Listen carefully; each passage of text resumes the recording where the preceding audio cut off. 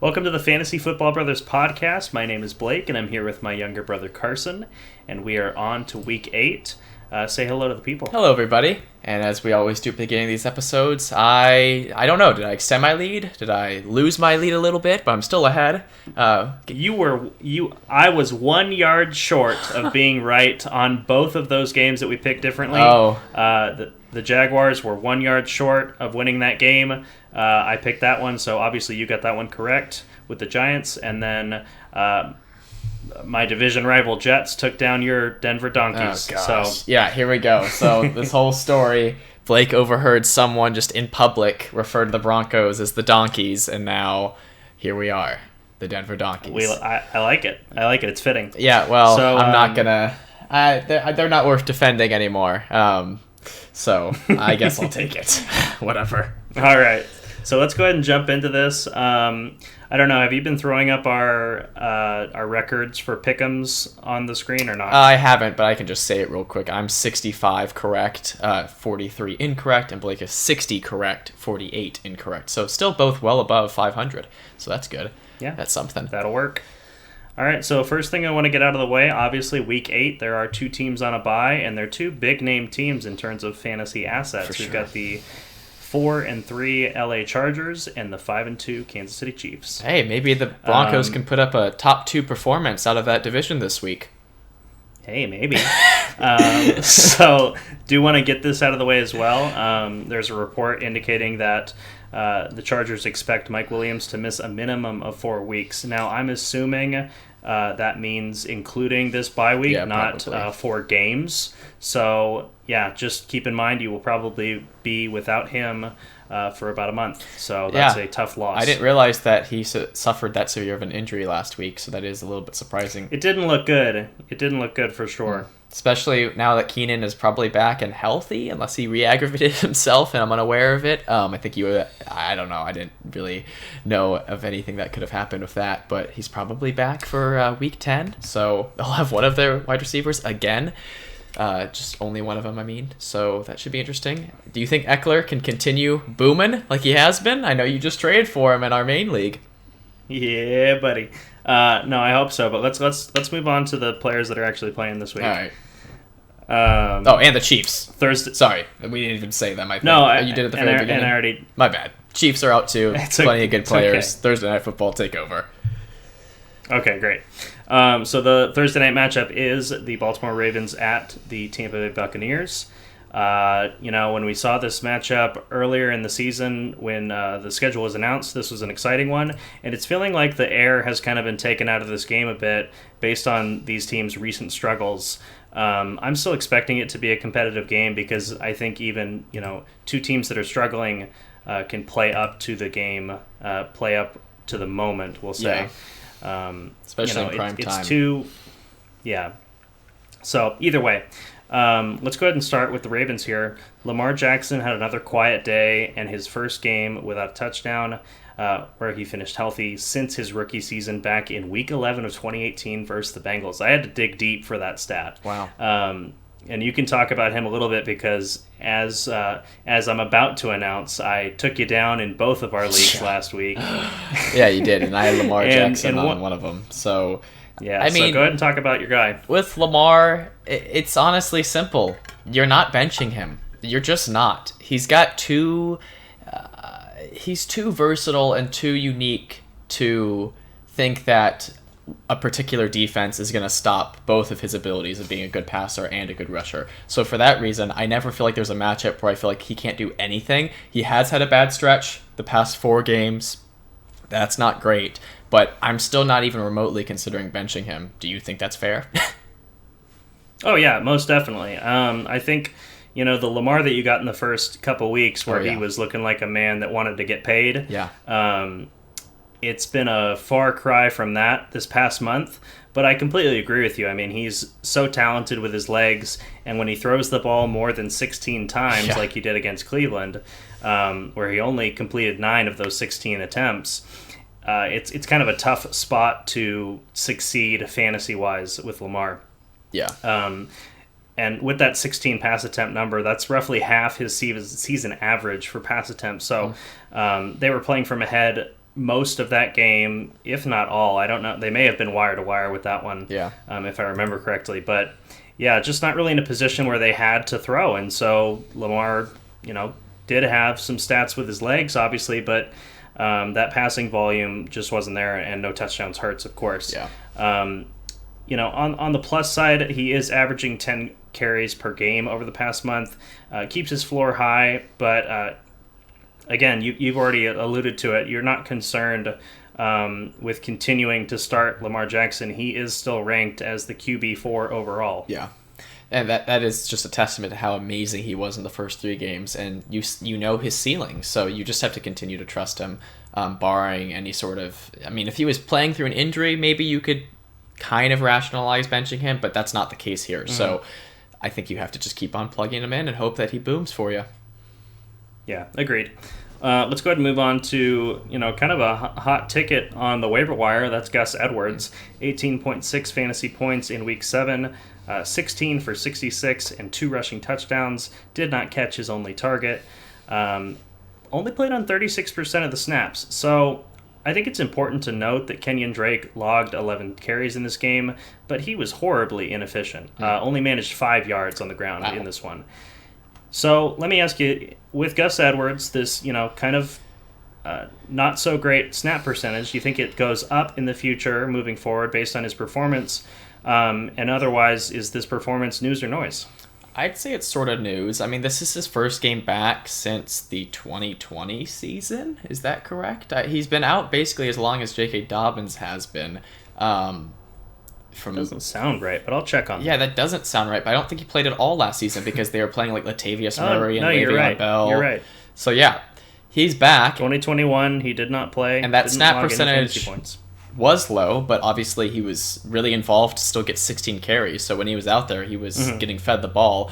And Dobbins is expected to be out for a few more weeks, is my understanding. So I think that Edwards... Yeah, he's on IR, so he's going to miss multiple. I think this is news then. I think Edwards is a player that they trusted in previously, but has been injured. And I think that in his first game back, doing a performance like this on a limited snap count, I expect it to go up. And, we could reassess this more about what happens to him when Dobbins comes back, but I think you can feel somewhat confident in him. It's just, again, it's the Ravens' backfield. So take that as a relative evaluation for him. No, that's fair. On to the pass catchers here. Mark Andrews had 1 rush for 4 yards and did not catch either of his targets in Week 7. That is a big oof for that one. Yeah, that's weird.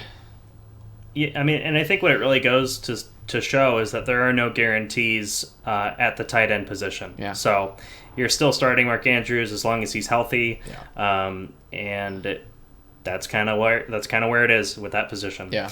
On to Rashad Bateman. He caught 4 of 5 targets for 42 yards. Only played 56% of the snaps and has not exceeded 66% all season. Kind of a weird, kind of nugget of information for him, but is Bateman still a flex in your eyes with 3 of his 5 games played resulting in 8.2 fantasy points or fewer? It's difficult, again, as I always say in response to those questions. I know after the first 2 weeks where he had deep touchdown receptions, I was saying that maybe pump the brakes on your evaluation of Bateman, and that's someone who has Bateman on my main team. But at the end of the day, I expect Lamar's passing attempts to go up or double because that would meet his average. And I think with that being the case, 4 or 5 targets for 42 yards on those numbers from Lamar makes me feel like he's still really involved in this passing offense. They just need to be throwing the ball more. And they have been more than Lamar did last week. So I still think he can make your lineup.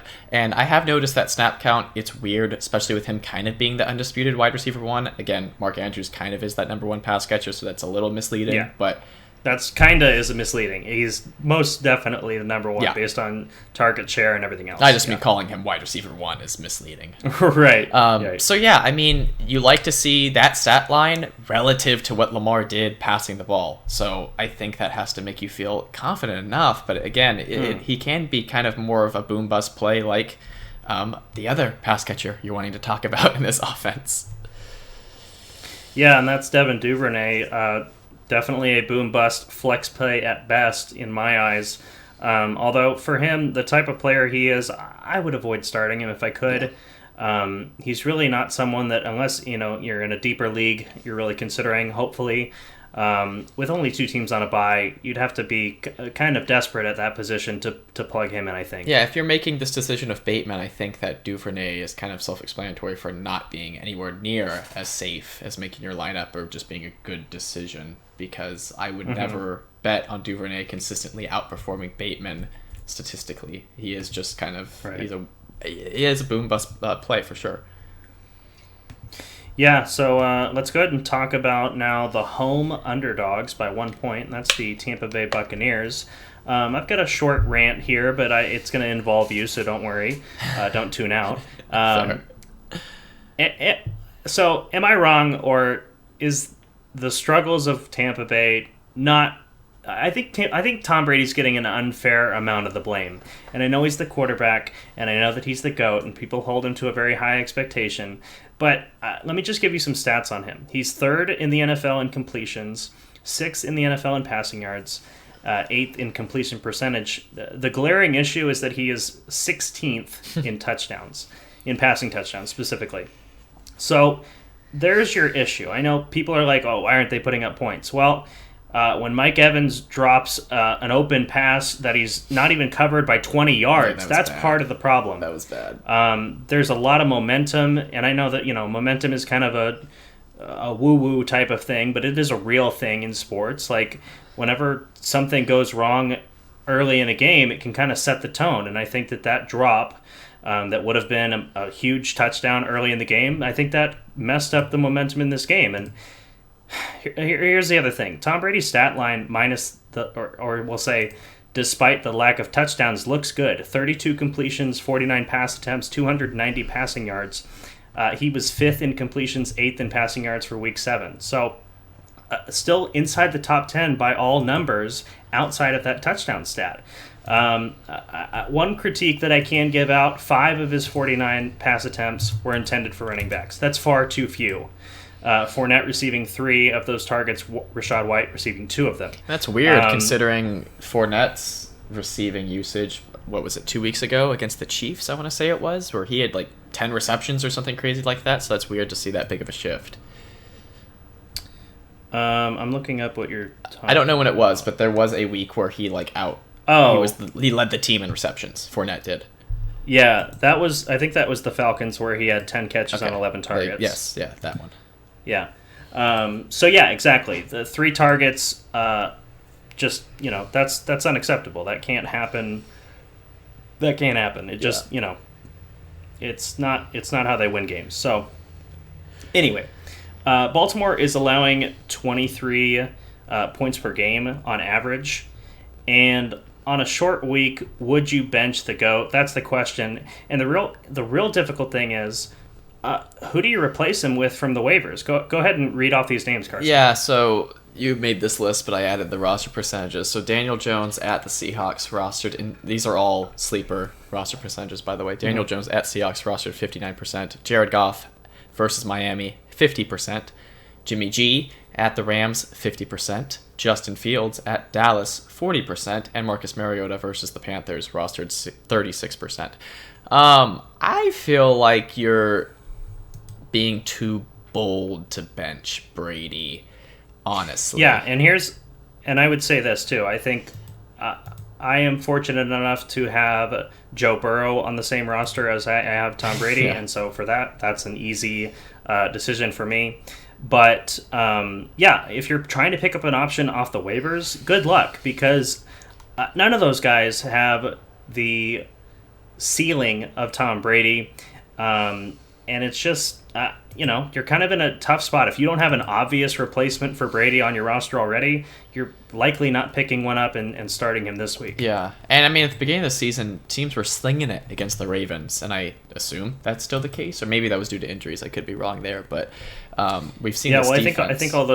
I think all, if not most of those injuries are still factoring in. Yeah, so we've seen this defense give up a lot of pass completions. It is those touchdowns. So that's strange because everything else looks good. Just looking at his stats, he's throwing the ball a lot. I mean, he's got looking at it right here, 5 games over 40 passing attempts out of the 7. Like, that's what you like to see with the volume of your quarterback. So it's weird that he's had so few touchdowns. So I think you've made a good point and made a good case to not hit the complete panic button on him. But it's Right. been weird. Yeah, there's no arguing that, and I will say this also. I mean, based on volume, you're still starting Mike Evans, who got 15 targets. You're still starting Chris Godwin, 13 targets in Week 7, and Fournette, who ranks 9th in rush attempts and 3rd in targets in the NFL among running backs. So those are all must starts as far as I'm concerned. And then Cade Otton. I think he's an interesting tight end bye-week fill-in since Cameron Brate will be inactive once again this week. Russell Gage will be inactive as well, so maybe a bit of a boost for Cade Otton in that scenario. And Cade Otton is averaging 10 points per game when he plays 80% or more of the snaps. Interesting. We got to pick a team, and I kind of forgot that I had to do that. So I see you're hovering over the Buccaneers. Yeah, I am going to go with them. I think they do get right in this game. And I think based on you not moving your cursor, you're picking the Ravens for this one. So this will be an interesting one to watch. This is going to be a close one. 2 teams that are kind of struggling as you've propped it up, and Brady at home, prime time. It's hard to go against them, but maybe I'm going to go for my fantasy QB and back Lamar in this one. That's why I want him to do well. So we'll go with that. Should be a good game tonight if you're watching this the day that this video comes out. So move on to the London game. Yeah, so we've got the Denver Broncos and the Jacksonville Jaguars in this one. The Broncos are now 2-5, and this team is fast approaching fantasy wasteland status outside of a few positions. I got a few good notes and a much longer bad notes section. So I want to talk about Greg Dulcich. Caught 6 of 9 targets for 51 yards, got you 11.1 fantasy points. That's what you like to see from your tight ends. If you can eclipse 10 points and not score a touchdown, then when those touchdowns do come, that's gravy. Yeah. So that's a good deal there. On the other hand, Jared Jeudy, who has struggled at times, 4 of his 7 games resulting in fewer than 8.5 fantasy points. Last week, he got you a good one if you were bold enough to start him. Yeah, without Wilson. Catches. Sorry, just wanted to interject that. No, that's okay. 7 catches on 11 targets for 96 yards. Got you 16.6 fantasy points. So I'll ask you, it's kind of up in the air, but I think it's trending in the right direction for Russell Wilson to play, whether you interpret that as good or bad.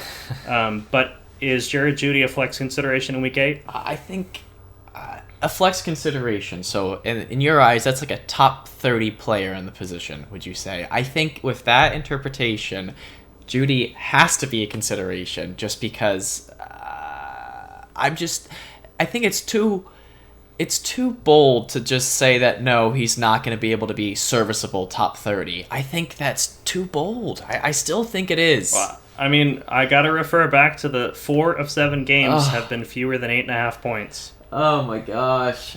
It's so I know it's not fun. It's so difficult because I feel like at any moment, maybe it's the fan in me. I'm just holding on to the fact that maybe they can score more than 1 touchdown in a game, and then that's enough for these players to be serviceable, most likely. Yeah. So, I don't know.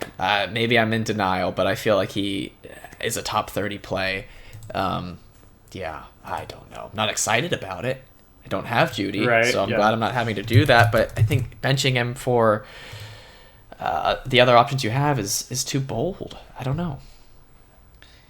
Yeah, I think the only argument against that is that, with only 2 teams on a bye, I think, there might be someone that you've been using in place of Jeudy that could get you more consistent production at the flex spot. But maybe it is an upside play. Yeah. You play Jared Jeudy. Yeah. Let's go ahead and move on to the bad here. It felt like we were already in it, to be honest. But let's talk about the running back room here. Latavius Murray on 39% of the snaps. He rushed the ball 8 times for 24 yards, found the end zone. That's nice. And then caught 2 of his 3 targets for a negative yard. Melvin Gordon, 11 carries. He was the starter, by the way. 11 carries for 33 yards. 2 catches on 4 targets for 17 yards. He played 51% of the snaps. And then Mike Boone, who with an ankle injury, he's considered week to week. Marlon Mack has been signed off the practice squad of the 49ers to replace Boone. They split all of these three backs, split touches for a combined value of 19.6 fantasy points. This pretty much makes all of them unplayable in my eyes. Would you agree? I agree. I will say it's not too bold to bench Melvin Gordon. It doesn't make any sense that he's not taking over this backfield completely now that Javonte Williams is gone, but he isn't. Right. So, yeah, he's basically at the value he was when Javonte Williams was there. So, Yeah, at best. somehow that's the case. Yeah, Russell Wilson, like I said, is trending towards a return this week. Although maybe it wouldn't be the worst thing in the world for him to get an extra week on top of this in their Week 9 bye to recover. He's suffering from a hamstring and possibly a guilty conscience based on his contract. And so I think that I was wondering how that was going to tie in. I was wondering where the guilty conscience was from. Fair enough, yeah. Yeah. So moving on, Cortland Sutton had another disappointing game, catching 3 of 9 targets for 23 yards, 5.3 fantasy points. This is consecutive games of single-digit points from Sutton. I know you're going to see the 9 targets and start to salivate, but we got to focus on, are they even catchable targets? That's something to consider. And so should you continue starting Sutton this week? Again, it's hard for me to say objectively in any instance that you should not be starting these wide receivers, these every down wide receivers. You probably do not have players on your bench that are every down wide receivers like Jeudy and Sutton. So it's so hard to be like, you need to bench them. And that's why I'm going to say, no, you don't have to bench them. But I don't want to talk about this team anymore. How about that? Huh? How about that? Well, fortunately, this is their last primetime game of the season, and we won't be seeing them in the playoffs more likely than not. Hey, so we'll see. This bye week's going to be a big turning point. Yeah. Let's go ahead and move on to the Jaguars on the other side of this. I want to start the conversation talking about James Robinson, who's been kind of quiet over the past month, but he was traded to the New York Jets for a 6th-round pick that could become a 5th-round pick to replace Breece Hall with his torn ACL. His season is over. Robinson has been on a serious decline in fantasy scoring since week 4, but this trade may save his season as he finds himself back in a lead back role. So what are your thoughts on this, Carson? I love it. As someone as ETN, who you'll get to next, I love that for ETN, and I think for Robinson, it does give him an opportunity to kind of restart how he was doing at the beginning of this season, meaning that he'll just be as good as he was at the beginning of the season when he was getting the usage that he probably will in New York. It'll be interesting to see, and I assume you'll talk about the Jets further later because I think you also have them, but it'll be interesting to see how much more involved Michael Carter is rather than it just being James Robinson's backfield. But for ETN, this is amazing news, so I'll let you talk about him and I'll get my popcorn. Yeah, Travis Etienne really had a breakout performance and earned that starting role. Gave Jacksonville the confidence to trade James Robinson away. Etienne rushed 14 times for 114 yards and a touchdown, also converted a 2-point conversion, and caught 1 of 5 targets for 5 yards. Did lose a fumble. That's unfortunate. But he played a season-high 80% of the snaps, and this, of course, was with James Robinson healthy. That's like Saquon snap count numbers. That's insane.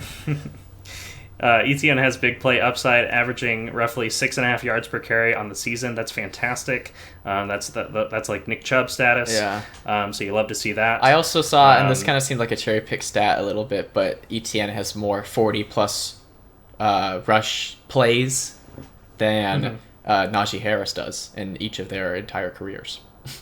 So that's like one season versus 1.5 seasons versus half a season. But again, it's still interesting. Yeah, Najee's like yard per carry for his career is like 2.5 yards or something. Yeah, like he just grinds it out. So it's kind of two unfair comparisons there. But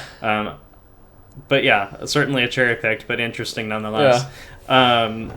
Let's talk about the pass catchers now. Christian Kirk finally bounced back after a 3-game slump with 7 catches on 10 targets for 96 yards. Also rushed the ball for 5 yards. Get a little wide back action in there. Nice. Finished with 17.1 fantasy points. You love to see that. And then Zay Jones, he does warrant borderline flex consideration. 10 targets is good, only caught 4 of them. That's not so good. 54 yards, and another rush for 14 yards for him. I'm wondering now, thinking about it, who is Pat Surtain going to guard in this game? Huh? I think it's probably going to be Christian Kirk, Probably. so maybe lower expectations there. I'm not exactly sure if Surtain is a shadow corner yet, but he did bottle up Mike Williams quite well in their Week 6 matchup. So Yeah. keep an eye on that That's one. true. That is true.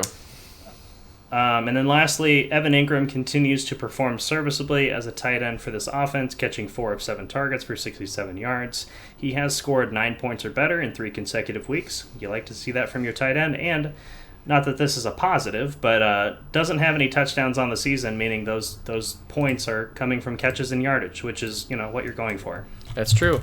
And this analysis I'm about to do is also why I'm picking the Jaguars to win against my Denver Donkeys. But I feel like this team has found their identity again, like they kind of had in the first 3 weeks whenever they were going of James Robinson. And then they kind of had that transitionary period where they're like, again, this is not just affecting this backfield. I was doing Trevor Lawrence analysis last week about this, but now that they have their guy in ETN and you see these pass catchers getting reliable numbers, and I just looked it up, he wasn't super efficient, but Trevor Lawrence had 43 passing attempts last week, so it's trending back to how they started the season, and I think that they have an identity, and that's something that the Broncos do not have. So, yeah, that's why I'm picking the Jaguars in London. And I, of course, am picking them as well. Yeah. As I have the last several weeks, and I think this time it's finally going to pay off. Yeah. Let's talk now about the Carolina Panthers up against the Atlanta Falcons in this one. This is our first noon game of the week. And P.J. Walker has been named the starter for Week 8, regardless of Baker Mayfield's or Sam Darnold's availability. Wow. I find that a little interesting. Yeah. As someone who was entering the year as probably the clear number 3 on this quarterback room. Yeah, it's like, honestly, nonetheless, these two guys suck, so let's just prepare them like he's starting. I don't even care if they're healthy or not. I wonder if that designation, I assume that has to be like just for this week, even though it says it's not regarding their injury, but I feel like that's not like a rest of season designation, obviously, so it's probably more like they want to choose their guy early in the week so that they can make the game plan with him, I guess. Yeah, and I think the reality is pretty much no matter your league size, you probably weren't starting any of those QBs. No, that's true. Just important to note for the pass catchers and the offense in general. Yeah. Moving on to the running backs here, Deontay Foreman looked like the running back you want to have from this team based on volume. He handled 53% of the snaps, got 15 rushes for 118 yards, also caught both targets for 27 yards, got you 16.5 fantasy points if you were bold enough to start him against the Buccaneers. On the other side of that committee, you had Chuba Hubbard, who did find the end zone in Week 7, but handled fewer snaps in 46%, 9 carries for 63 yards, caught 2 of his 3 targets for 10 yards, got you just over 15 fantasy points if you were bold enough to start him against the Buccaneers. Then left the game late with an ankle injury. The expectation is that injury will not force Hubbard to miss time, although he did miss practice on Wednesday. And then interim coach Steve Wilks said the running back rotation will still be by committee. So take that for whatever it's worth. I think Hubbard isn't making lineups, but Foreman is a low-end flex, is my opinion. And I think he's legit, considering what he did filling in for Derrick Henry at the Titans last season, but this is a really bad offense, so that limits his value and could be enough to make you not want to start him. Yeah, that's completely understandable. I think, especially if Hubbard doesn't play, I think Foreman is going to find his way into a lot of lineups that roster him. Yeah. And, the Falcons are not exactly a scary team on defense, so I think there's opportunity for him there. Speaking of pass catchers, DJ Moore caught 7 of 10 targets for 69 yards and a touchdown, also rushed once for -3 yards. He is averaging 9 targets per game over the past month. Is DJ Moore a player that you're looking to trade for or trade away following this performance? I feel like my least favorite topics to talk about in these videos are the Broncos offense and DJ Moore side by side. I think that, oh my gosh, probably trade for He's getting the targets more reliably. He's here. This is what I'll say. I know that target stat was going to get to This is what I'll say. First 3 weeks, he had 6 targets across each of those games. So 18 in total on 7 receptions. Now in the past 4 games, quick math, it looks like he's had 36 targets across those 4 games. That's much better. He got his second touchdown of the season this past week. It seems like he can get it done with not get it done. He wasn't getting it done with Baker, but he can get it done with PJ Walker. So it shouldn't be due to the quarterback. And now that McCaffrey is gone, you have to think that he's the focal point of this offense that should always be in a negative game script. And therefore, he's like a Brandon Cooks from last season kind of value in my eyes. So that's why I'll say, I'm not chomping at the bit to get him, but I think that this is trending in the right direction for him. Well, and also keep in mind that Christian McCaffrey has missed a good amount of time over the past couple seasons, and DJ Moore has been a usable fantasy asset inside the top 25. His value could be more correlated to that than we even realized, but now he definitely will not have to worry about McCaffrey's health now that he's on a different team. So that's fair. I think you've made an interesting and compelling argument for trading for DJ Moore. I think the fantasy manager who's been rostering him all season is going to be happy to get rid of him. And so I think it actually is kind of a sneaky buy low candidate. So I like that. Yeah, it's possible. I also feel like they're going to see this change. I mean, if they're thinking correctly, I guess they won't sell him, is my opinion. So if they're not, then go for him, I guess. That's what I'll say. So. Yeah, interesting. Let's move on to the Falcons now. Marcus Mariota completed 8 of 13 pass attempts in the entire game. That's not one quarter. That's not one half. That is the entire game in Week 7. Nice. I'm wondering how many more losses it's going to take for the Falcons to see what they have in Desmond Ridder, their third-round rookie from this past draft. I can't imagine that they're going to continue to start Mariota with how infrequently he's passing the ball. I mean, it's not winning football in today's era. As we've said many times, this is specific to Desmond Ridder. We're not big college football fans, but I was watching kind of some analysis of the NFL Combine, and before the Broncos got Wilson, and I was excited about that before the season started. But before they made that trade, it was seeming like, hey, maybe Ridder would be a good spot or a good player for the Broncos to draft. Mm-hmm. So it seems like from that analysis I was hearing back then that he could be legit. He was on a Cincinnati team that, from what I know, had a very, very good offense in the NCAA, and I agree. Mariota obviously cannot get it done as a passer, so they might as well try out the rookie. Yeah, and that's what I'm saying. How many more losses is it going to take before they pull their heads out of their you-know-what and they start their rookie? So just something I think a player to watch on waivers. You don't necessarily have to pick him up yet, obviously. Nothing's been announced, but I think sooner rather than later they're going to make that change. Yeah. Moving on to the pass catchers, they're all unusable. And the reason is exactly what we were talking about with Mariota. 13 pass attempts, not even completing all 13 pass attempts. That would be ideal with that amount. But yeah, there's just not enough volume to go around for these talented pass-catching options. And Drake London caught his only target for 9 yards, and Kyle Pitts, who caught 3 of 5 for, 9 yards. Yeah. So are you interested in, and I know that based on this rant that we've been on, that I likely know the answer to this, but are you interested in buying low with either of these guys? I mean, they've got to be just at the bottom of the barrel value. So I guess sure, and they cross-apply all of my little bit of analysis, if you can call that, on Ridder potentially being a good option. If you want to get ahead of the curve and trade for either of these pass catchers before Ridder is named the starter in hopes that he will be soon and will increase the value, improve upon the value, which is kind of inevitable, of these two pass catchers. Yeah. I feel even better about London. They can't go lower. Yes. I feel even better about London than Pitts just because of the coach saying the comments he's made about Pitts earlier in the season has just been weird about we're here to win football games. That's just weird to say about your highly coveted unicorn offensive player, but London is obviously clearly a player that they want to be involved. So obviously not from this past performance, but I'm just saying from the previous games in the season. So yeah, I mean, why not buy low? Why not? Yeah, if you can afford to make investments like that on your team because you have a good record, these are the kind of players that are pretty near the bottom of their, the minimum of their value. So certainly could turn it around if things were to change. Let's lastly mention Tyler Algier, who may have one more week of fantasy relevance as Cordero Patterson remains on IR until at least week 9. He got 11 fantasy points, 16 rushes, 50 yards, did find the end zone once. He has 2 targets in 6 games played, so passing usage is almost non-existent, making him a lot less viable in PPR formats.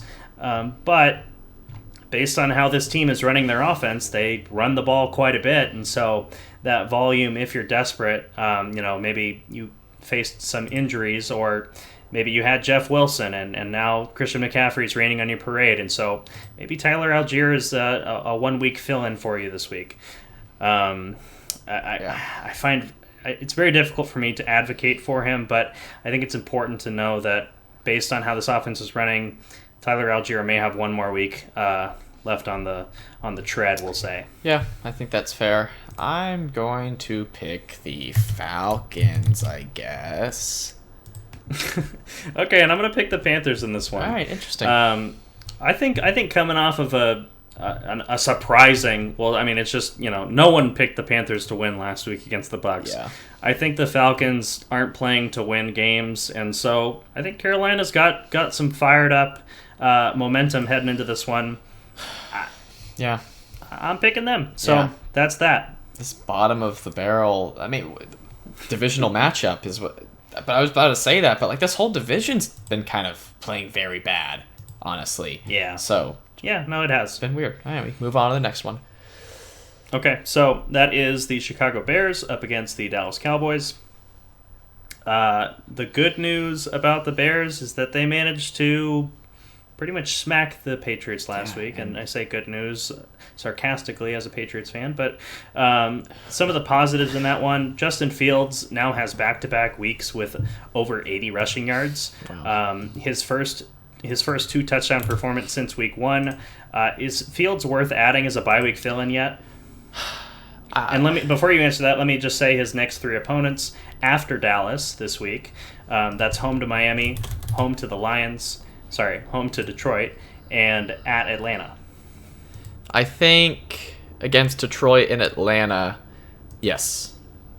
I think against the Cowboys and the Dolphins, no. I think you got to play the matchups with him. But you love where his floor's at with those rushing yards totals, for sure. So I think it's interesting to consider that Week 9 has 6 teams on a bye. Just like a preview within a preview. But Justin Fields might be usable at home to Miami. Yeah, he could change my mind depending on how he does against the Cowboys, but I would not do it this week. Well, I wouldn't but that's kind of my point in noting those 3 teams after Dallas is I don't trust him to do well at all against the Cowboys. Yeah, well, yes, fair enough. So you kind of gotta maybe throw this game out, looking ahead to Week 9. I could be wrong, of course, but I think that this is not the week to start Justin Fields. But moving forward, he might have a stretch of games where you could use him for any of those, Week 9, Week 10, Week 11 buys. Yeah, okay, that's fair. I see what you mean now. As far as making Dolphins might have to do it without regards to this matchup, because this one probably will be tough for him. Mm-hmm. So moving on to the running backs, Khalil Herbert had the better fantasy performance of the 2. However, both found the end zone in Week 7, as most of the team did. 12 carries for 62 yards, 1 catch on 2 targets for 25 yards and a touchdown. Got you 15.7 fantasy points. All good stuff from there.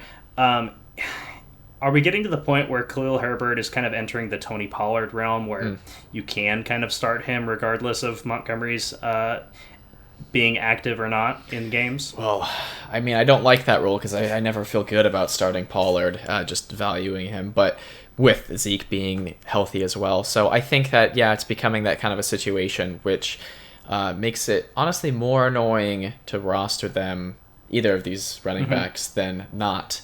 And I think, but it's good news for Herbert because you were depending on him just purely to be a handcuff. So for him to have this role, that is still an improvement. But it really does hurt David Montgomery's consistency being placed into your lineups. Yeah, for Montgomery, he had 15 carries for 62 yards and a touchdown. Got you a little over 12 fantasy points in Week 7. Head coach Matt Eberflus has said that the Bears will continue to use the 1-2 punch approach with their running backs. So this kind of usage between these two is more likely than not here to stay. From what we've seen, obviously Montgomery's missed some time, but Khalil Herbert has looked like the more explosive of the two, and it reminds me a lot, honestly, of the Cowboys on the other side of this. That's true. Before we jump to them, I'm going to just briefly state Darnell Mooney remains a stash player, only catching 3 of 6 targets for 53 yards last week. Obviously, this is not the expectation that we had for Mooney coming into the season, and it's not really reminiscent of the player that we saw from him last year. So still a stash. If you can afford to hold him, you should. Because, anything can happen with this offense, but I think they're kind of trending more towards the run. They're leaning into Justin Fields' skill set more based on what we saw on Monday Night Football. Yeah, I agree with that analysis on Mooney, and just to rub a little bit of salt in the wound, it looks like this Bears offense had over 200 rushing yards against that Patriots defense. That's kind of crazy. Yeah. All right, let's move on to the Cowboys on this one. The home team, the home favorite by 9.5 points. For fantasy purposes, though, Dallas was in a smash spot against the Lions in Week 7. Home to the Lions, by the way, but largely disappointed. Dak Prescott looked a little rusty coming off of his hand injury, although efficient through the air, completing 19 of 25 passes. Only managed to find the end zone once on a measly 207-yard day. CeeDee Lamb underwhelmed for a season-low 6 targets, 4 receptions on that for 70 yards, and a rush for -4. Got you 10.6 fantasy points. That is not what you were expecting when you saw home to the Lions on the schedule there. Moving forward with the running backs, both running backs got you double-digit points. That's great. Tony Pollard only handled 3 fewer carries to Zeke, but being a lot more effective on the ground. 83 yards to Zeke's 57. And also caught both of his targets for 26 yards. I think we might be seeing a changing of the guard here soon, as sneakily, Tony Pollard handled 65% of the snaps compared to Zeke's 49%. What do you think about that? I think that's interesting, and you're about to talk about this in a second, but Zeke missed practice on Wednesday, and I think that this could be an opportunity this game if Zeke's not there and Pollard runs hard and looks good out there to kind of take a bigger control of this backfield, and I think that could be interesting.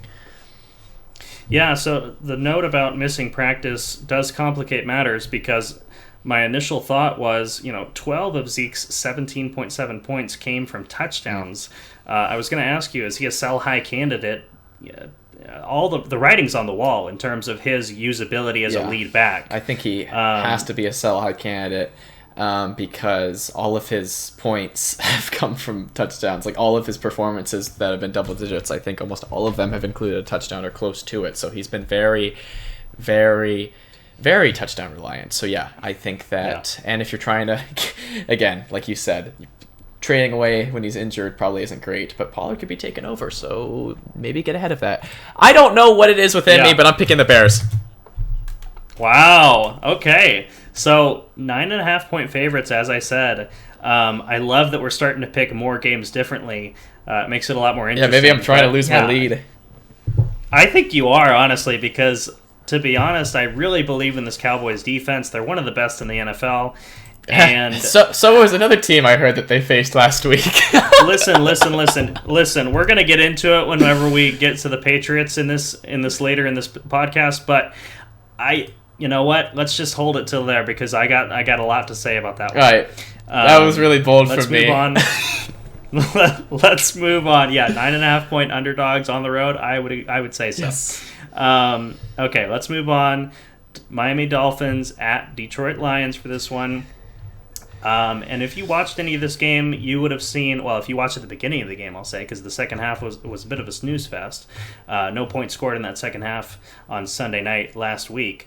But Miami looked great to start the game home to Pittsburgh last week. But it was the Steelers' defense ultimately that I think lost them that game. They did not drop 1 or 2, but 4 would-be interceptions that could have shifted the game in their favor. So, like I said, Tua looked really solid and competent and quick in the first couple drives of the game, but he kind of lost it later on, and threw some very inaccurate balls, some that I think even Tyreek Hill would admit were not the most accurate in the NFL. So, not really sure what to take away from that per se.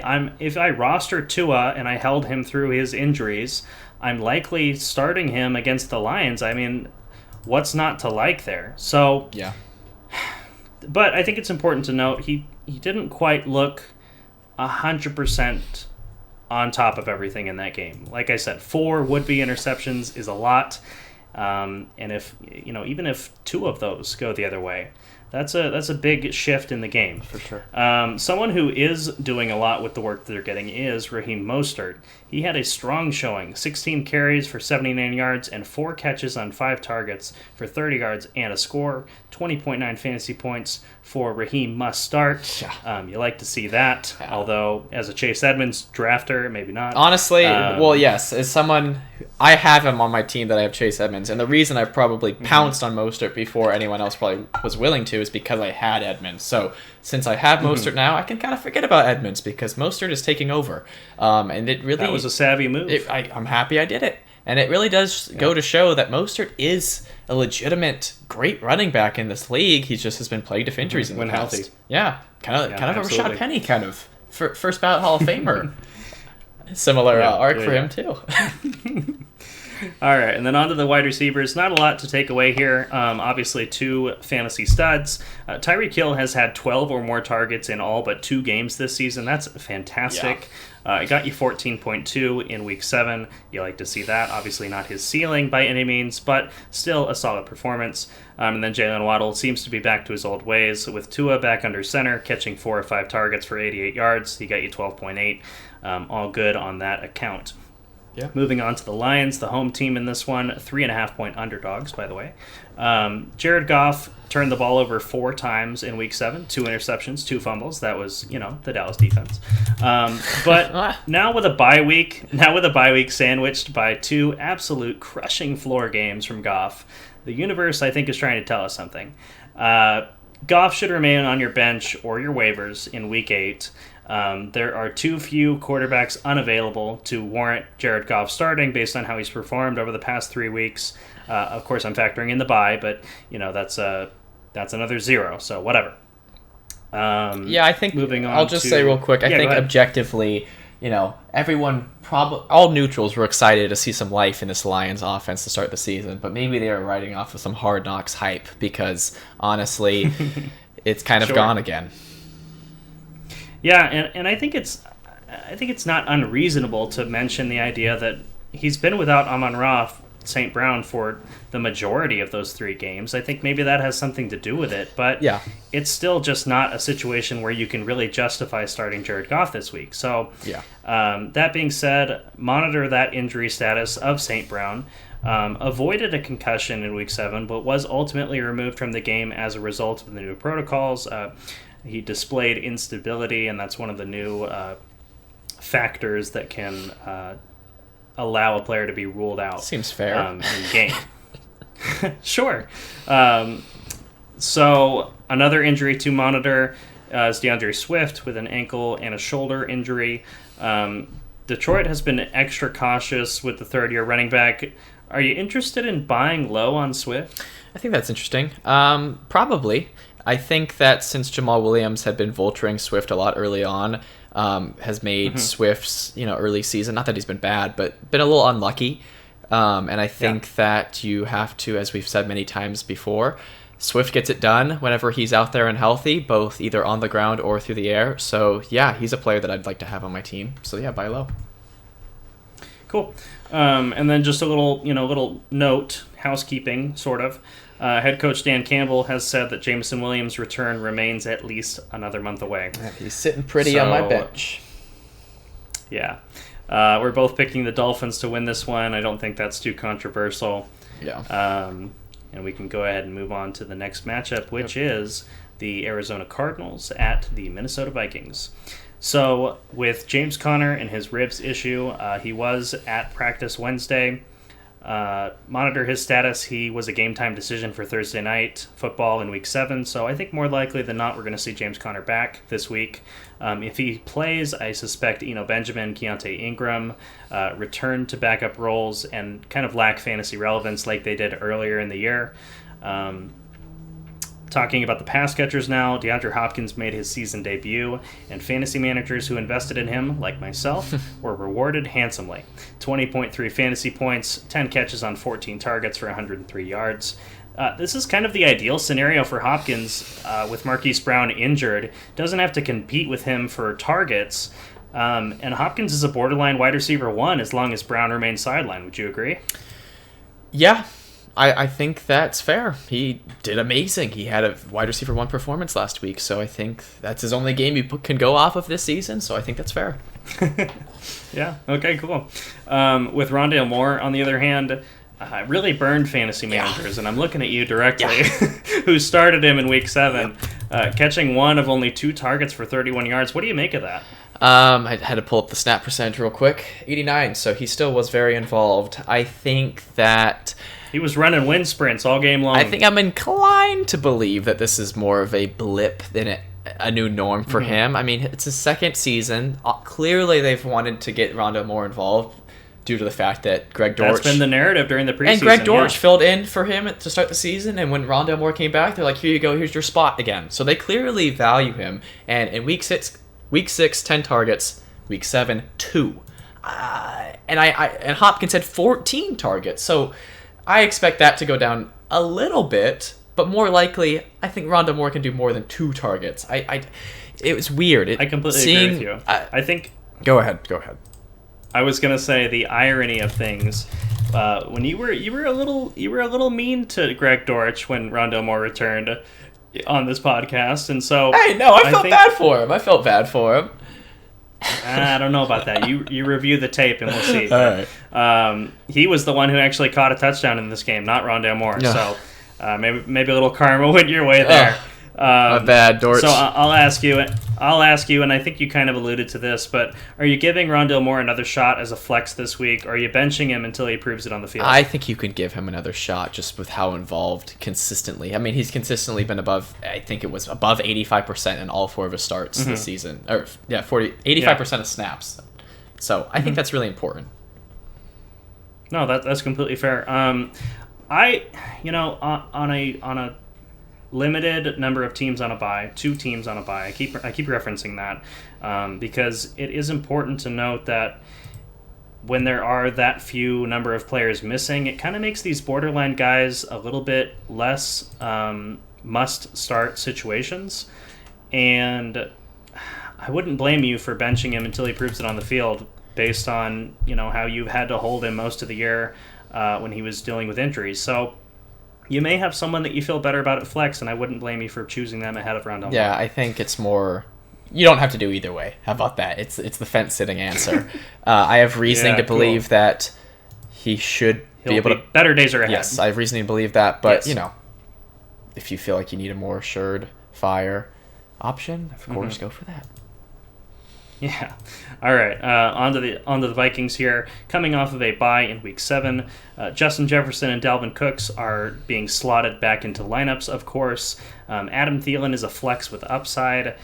Kirk Cousins is a serviceable bye-week fill-in at quarterback. And then Irv Smith has been an inconsistent option at tight end, but that's kind of... I could have said that the same way by saying he's been a tight end, scoring 10-plus twice in 6 games. So... that's kind of your rundown for the Vikings coming off of a bye. They are the 4-point favorite at home. Who are you picking in this one? I think I am going to go with the Vikings, even though I tend to champion for the Cardinals when they're the underdog. But I think Vikings coming off of a bye. Now I know the Cardinals had a longer rest because they were Thursday, but I think Vikings are going to pick up and maybe prove that they deserve the record that they currently have. Yeah. They're division leaders currently. Yeah. So I'm picking the Vikings as well for this one. Let's move on to Las Vegas Raiders at New Orleans Saints. And I think we got to start right off the bat with Josh Jacobs entering this week as RB4 overall. With his bye week already in the books, assuming Jacobs stays healthy, he could very well be a league winner. Would you agree? Yes, for sure. He was in that dead zone, and he's looking elite all of a sudden. Yeah, I looked back at one of our drafts, and he went in the 6th round. Yeah. So, he was in that dead zone. Not bad. So, really exciting news for them there with Vegas. Although, didn't pick up his rookie 5th-year option, so he might be getting paid somewhere else next year. That being said, we're talking about this season, and speaking of someone who wishes it was last year, Hunter Renfroe. Played 57% of the snaps, caught all 3 of his targets for 55 yards. And that's kind of whatever. Single-digit scorer in 3 of his 4 games played. Injuries and low volume have crushed the player who finished last season as, get this, wide receiver 11 in PPR formats. Talk about a fall from grace. Yeah, for sure, because he was on the waivers last year and then start the season and then finished like that, and now he's back down in a rabbit hole. So go ahead and ask your question, because I have a more definitive answer than I usually do. Okay, great. So with only 2 teams on a bye, would you flex Renfroe? No, I don't think you can play. And you're about to talk about Darren Waller. I mean, it's a little bit different with the tight end, of course, but I'm just talking about flex value. I don't think you can start anyone on this team besides Jacobs and Adams. I think that Jacobs is making this team a rushing offense, and Adams is still going to get his, but that's really about it. Yeah, no, I mean, I think you're perfectly on track with that one, and I'm very proud of you for taking a stand with your answer. Yay! Let's talk about Darren Waller with his ailing hamstring. Monitor his status. Foster Moreau did not impress in his fill-in last week. Only got 5.8 fantasy points, 3 catches on 5 targets for 28 yards. So, at times, Foster Moreau was kind of a sneaky good play in place of Darren Waller last season, but we didn't see it from him last week.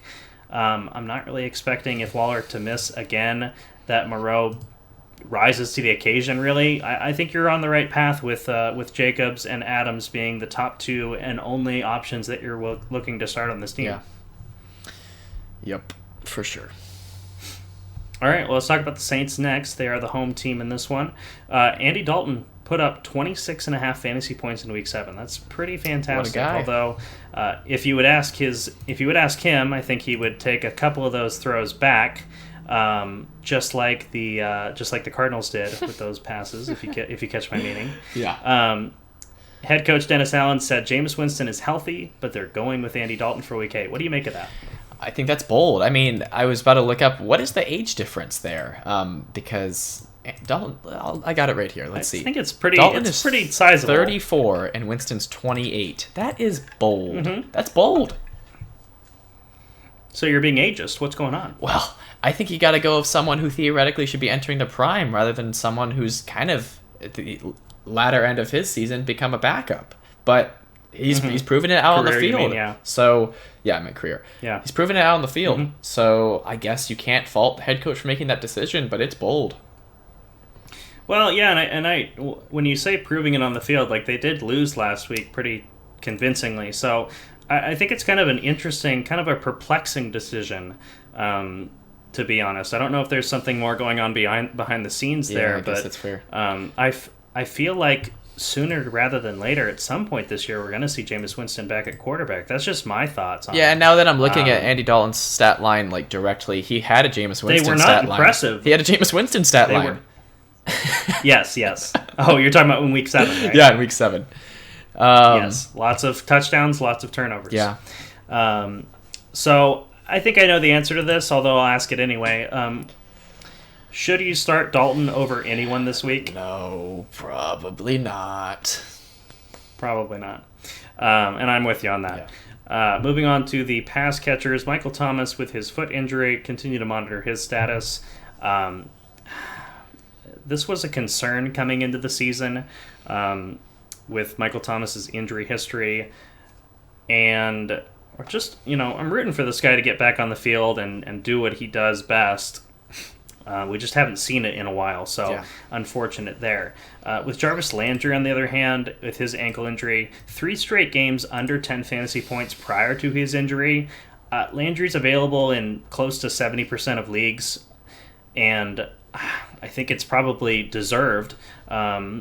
Just, like I said, based on how he was performing prior to his injury, week 1 he was great, but ever since then he has been single-digit scorer or inactive. So probably best left on benches or waivers for that player. Agreed.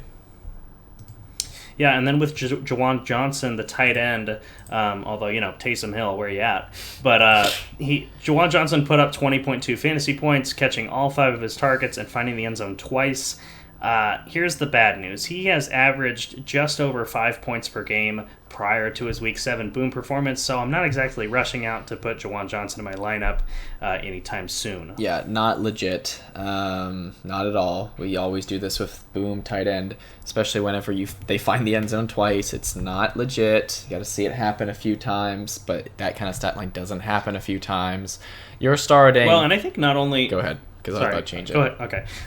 I was going to say just not only the 2 touchdown inflation from his points, but also just looking at what he did prior to that week, I think it's more likely than not that kind of reverts back to the mean. Yeah, for sure. I mean, we've seen random Texans tight ends, random Colts tight ends do this just this season, and it always absolutely regresses back to what they previously were doing.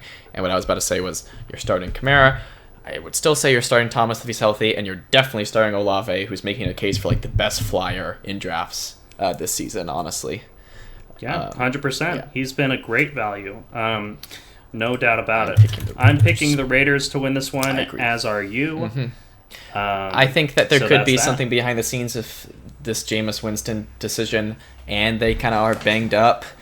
And I just think that the Raiders have kind of found their identity, finally. They're no longer forcing their offense through Derek Carr because Davante Adams is there. They know who can be the game changers for them, and I think that's important for their success.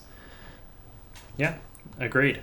All right, let's talk about the Patriots up against the New York Jets. Right, I'll get my popcorn.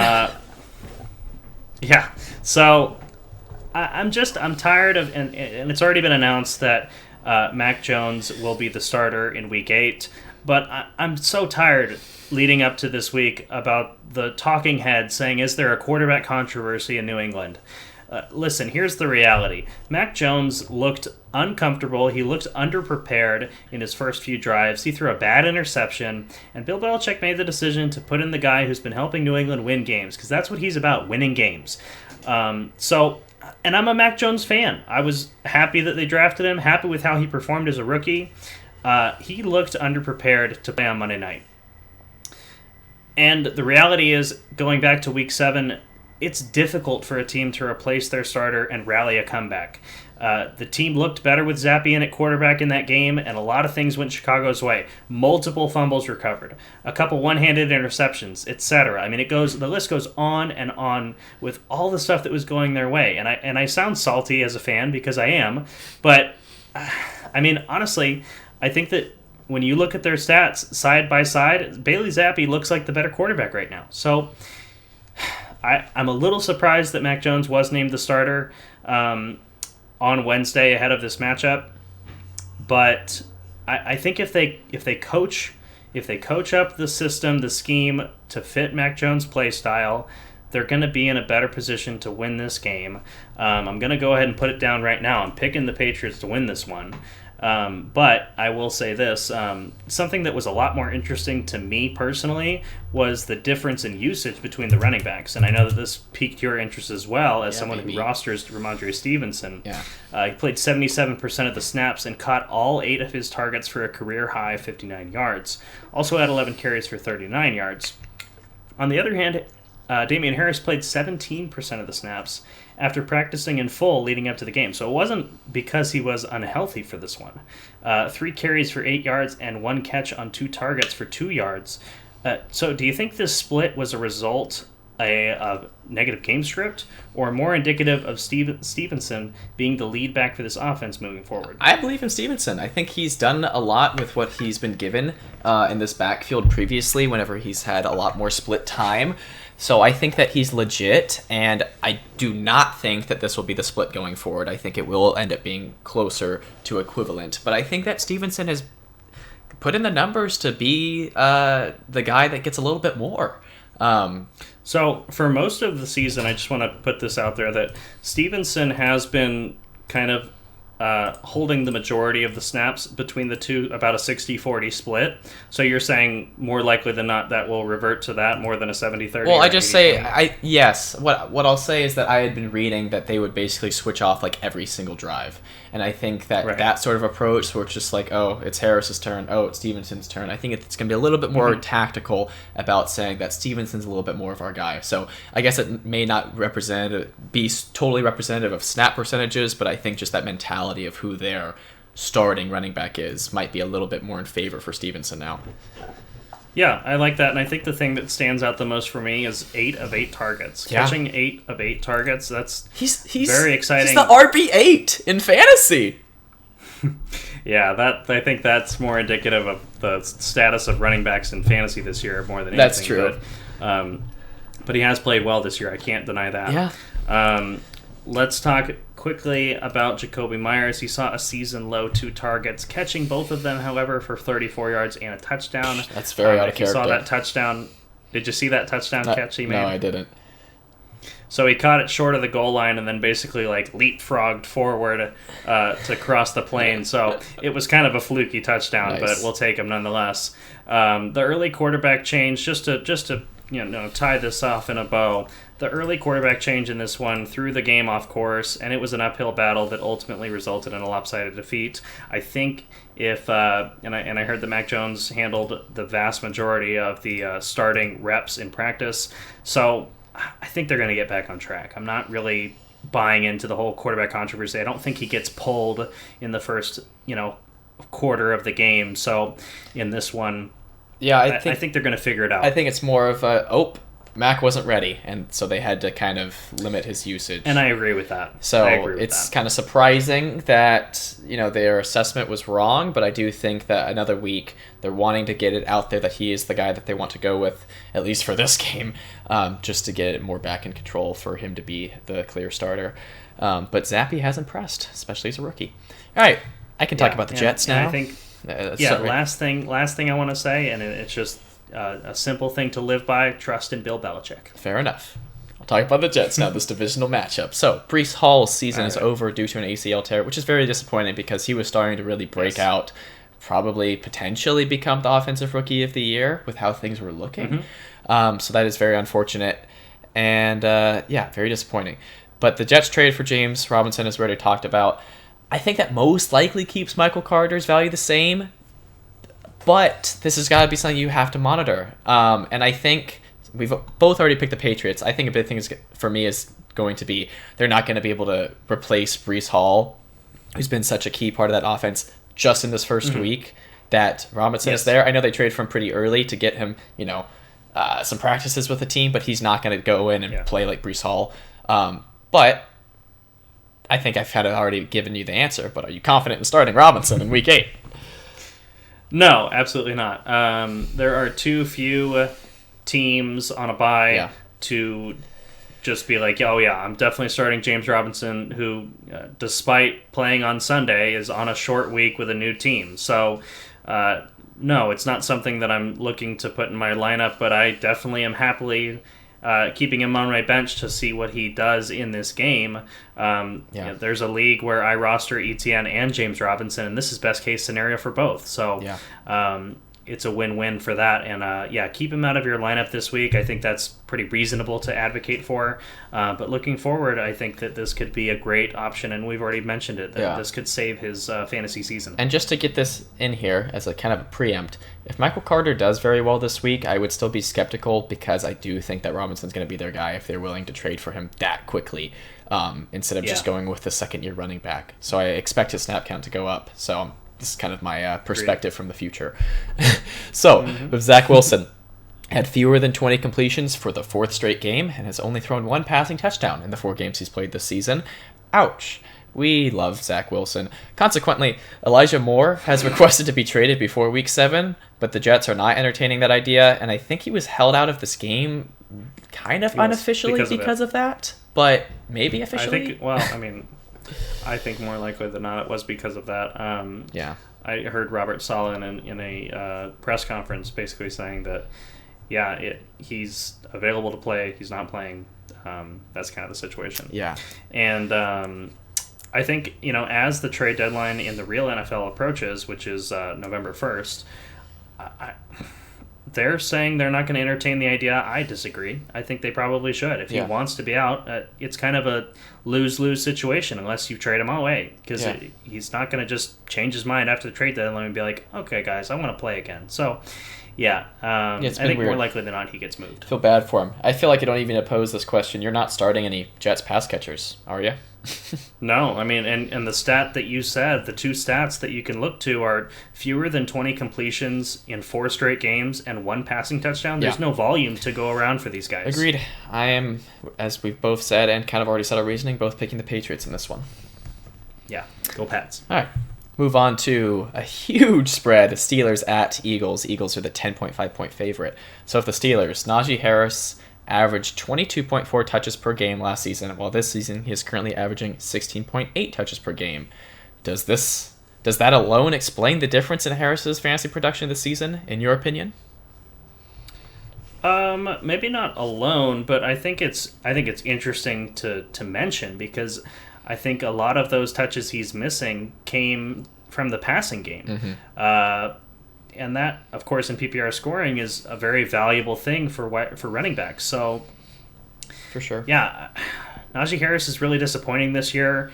And I think part of it is due to, a lack of identity on offense from what we've seen so far. Mitch Trubisky being Mitch Trubisky, and then the rookie coming in, showing some flashes, but, struggling as a rookie is expected to do. So I think it's more circumstance than the player, if that makes sense. And I would still probably argue for buying low on Najee Harris, and that might be controversial, but I still believe it to be something that they can pull themselves out of, eventually in the season. I think that is interesting that you've noted that about kind of an identity of this offense, because I feel like we've actually noted a lot of teams in this episode that have kind of found their identity, and the Steelers are not one that have done that. They probably should have just rolled out with Pickett to start the season, honestly. I don't know why going for Trubisky was really the offseason move that they were going for. It happened very early on. It was very strange, honestly, in my opinion. But with Kenny Pickett, was 34 for 52 on his passing in Week 5 and 32 of 44 in Week 7, so he's slinging it at a pretty good completion percentage. But he's only thrown 2 passing touchdowns this season, and I believe the 3 games, he came in late in one of them, but I think he's kind of had 3 full games. Yeah. He also did kind of a concussion, so not a ton of passing touchdowns, and has been struggling with injuries, but he's fine now. But does this kind of passing volume provide hope for the floor of Steelers pass catchers going forward? Yeah, definitely. I mean, you're talking about, Deontay Johnson. I looked at it this morning. He's 4th in the NFL in targets, but he is well below those other guys, in that same area for catches. That's kind of the problem. He's been getting a lot of uncatchable targets, we'll say. Yeah. And so if that improves, then there is upside for all these players. George Pickens looks like one of the most gifted players in terms of making the catch. Yeah, making it happen. That we've seen from a rookie in a long time, and so that's exciting as well. And when Pat Freiermuth is healthy, he always finds a way to get involved, whether it be in the red zone or otherwise. So there's a lot of talent around Kenny Pickett. Yeah. And I think if they can kind of, get into a groove and figure things out, they're gonna bounce back and maybe save Mike Tomlin's above 500 win-loss record streak. Yeah, and I have, it's just rumors, but I've overheard some stuff about Claypool potentially being involved in some trade talks, and I think that's kind of unofficially, but that would be good for this offense, I think. But they are gaining the volume, so I think it's only a matter of time, but still not a great offense. They just need to find their identity. That's kind of been the theme of this episode, and I think that's what they need to do. Easier said than done. Yeah. So let's talk about the Eagles. They were especially when they're going up against the undefeated Eagles. True. Who were on bye in Week 7, and I don't know. I know you're not the biggest Miles Sanders fan, so maybe this is peddling towards you, but Miles Sanders has had 4 double-digit fantasy scores this season, but only one of them occurred without a touchdown. Is there a situation where you would consider not starting Sanders in your lineup? I would have had to I would have had to maybe made a trade for a more consistent running back, but why would I have kept Miles Sanders on my team if I did that? Yeah. The way I see it is that Sanders is putting up numbers, and he's getting good volume rushing the ball. This is a team that, after after being on bye, has lost their lead in rushing in the NFL. That now belongs to the Chicago Bears. But I would still say Miles Sanders is getting a lot of good volume in this offense. I think he's kind of proven us wrong with how we ranked him in the preseason. Yeah, I think that's fair. And as I talked about, I believe last week or 2 weeks ago, this offense, fantasy-wise, is interesting of Jalen Hurts because he can kind of be a rushing touchdown vulture and not throw a lot of passing touchdowns, but he does both of those things. So the offense is good, but he can kind of limit that ceiling sometimes.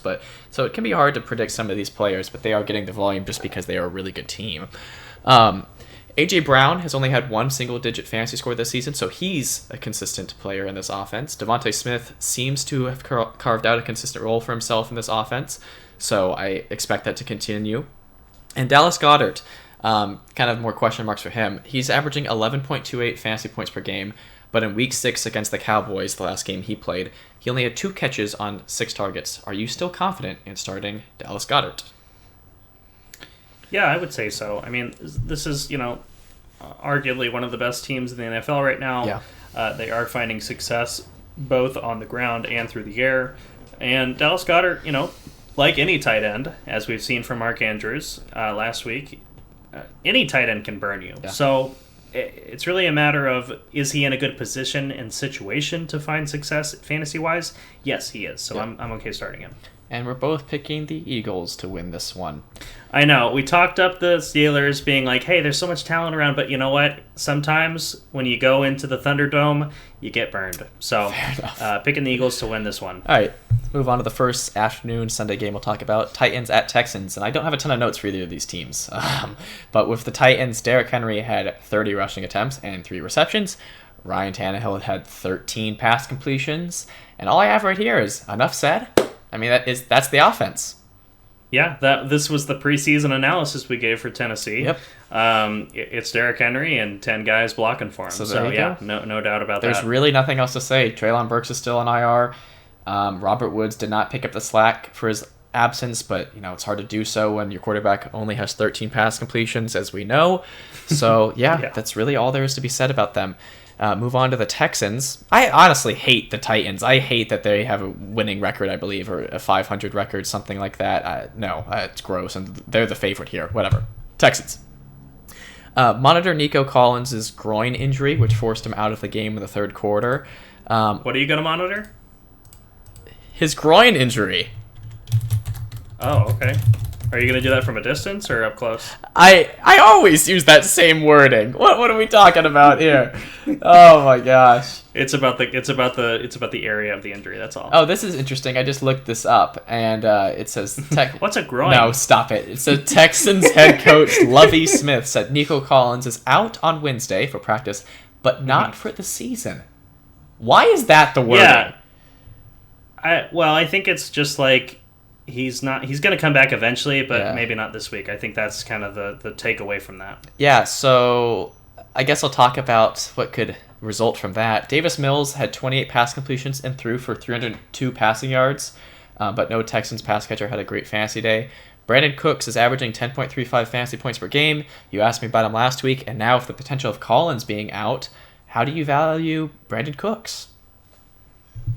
I think he is a flex consideration with upside, obviously, with the absence of Collins, who has been kind of, at least kind of jockeying him for the position of number one pass catcher on the team. So, yeah, with the absence of Collins, Brandon Cooks' stock goes up a little bit. And, like I said, only 2 teams on a bye, so you're not exactly forced to start Brandon Cooks, but I think it's a good spot, especially with this Titans defense that, just not that great. I feel like Davis Mills has been very underrated for what he's done in this situation as a young quarterback. He's not single-handedly winning games, but he's been consistent in an offense that has Yeah, they only have one win. So I'm just saying, but in an offense I get that what you're saying. really He's putting up lacks numbers, skill but possession, not skill getting it done. position talent. But yeah, so just wanted to say that for my guy. If you're watching, Davis Mills, because we definitely know each My other. guy, okay. Yeah, he's my guy all of a sudden. That's phony. Yeah, exactly. Someone who's probably someone else's guy if they drafted him, Damian Pierce. He's been legit, averaging 20 fantasy points per game in his last 4 games. He proved us wrong about him not having the college usage. How would that translate to the NFL? But he's been pretty dominant.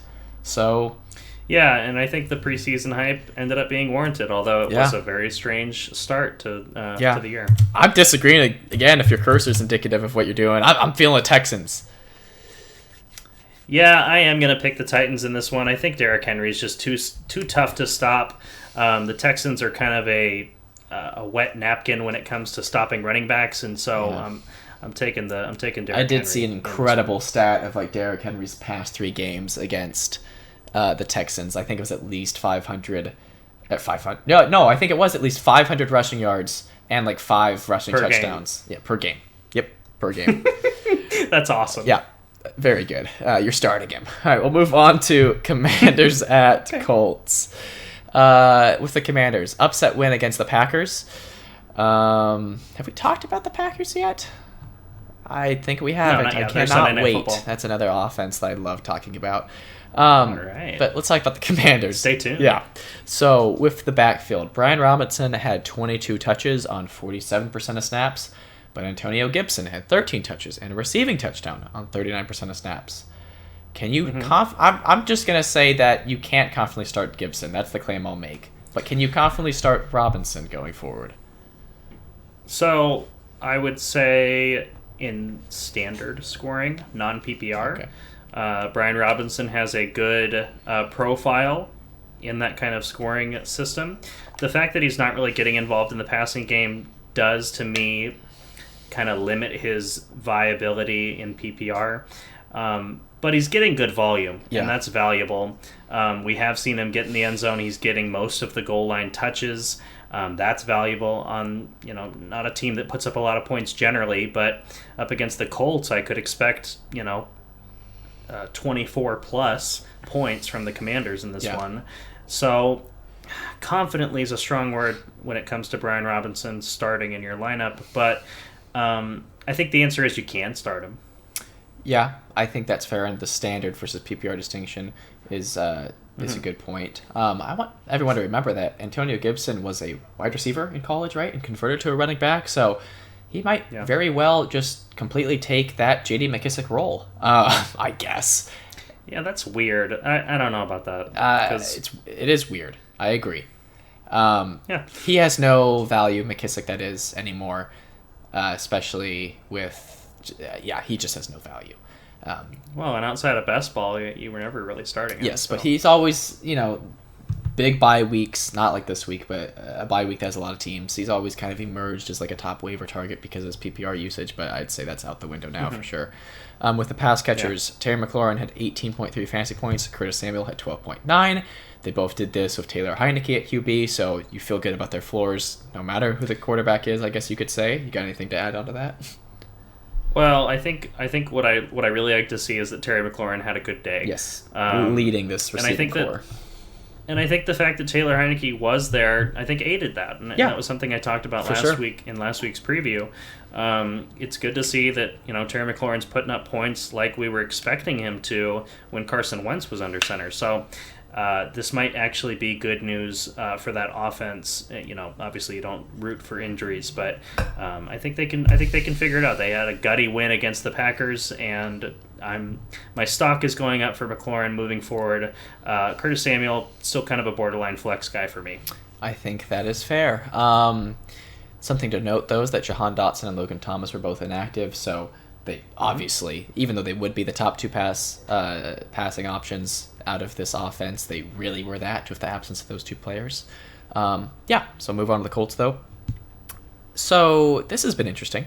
Mainly due to Matt Ryan's lackluster performances, but also due to a grade 2 flexor strain in his shoulder, but I've seen that the coach has said it has nothing to do with injury. The Colts have announced that Sam Ehlinger will be the starter for the rest of the season. Ehlinger has yet to throw a NFL pass, so this will definitely be a situation to monitor. Well, he's gotten some action in preseason. Yeah.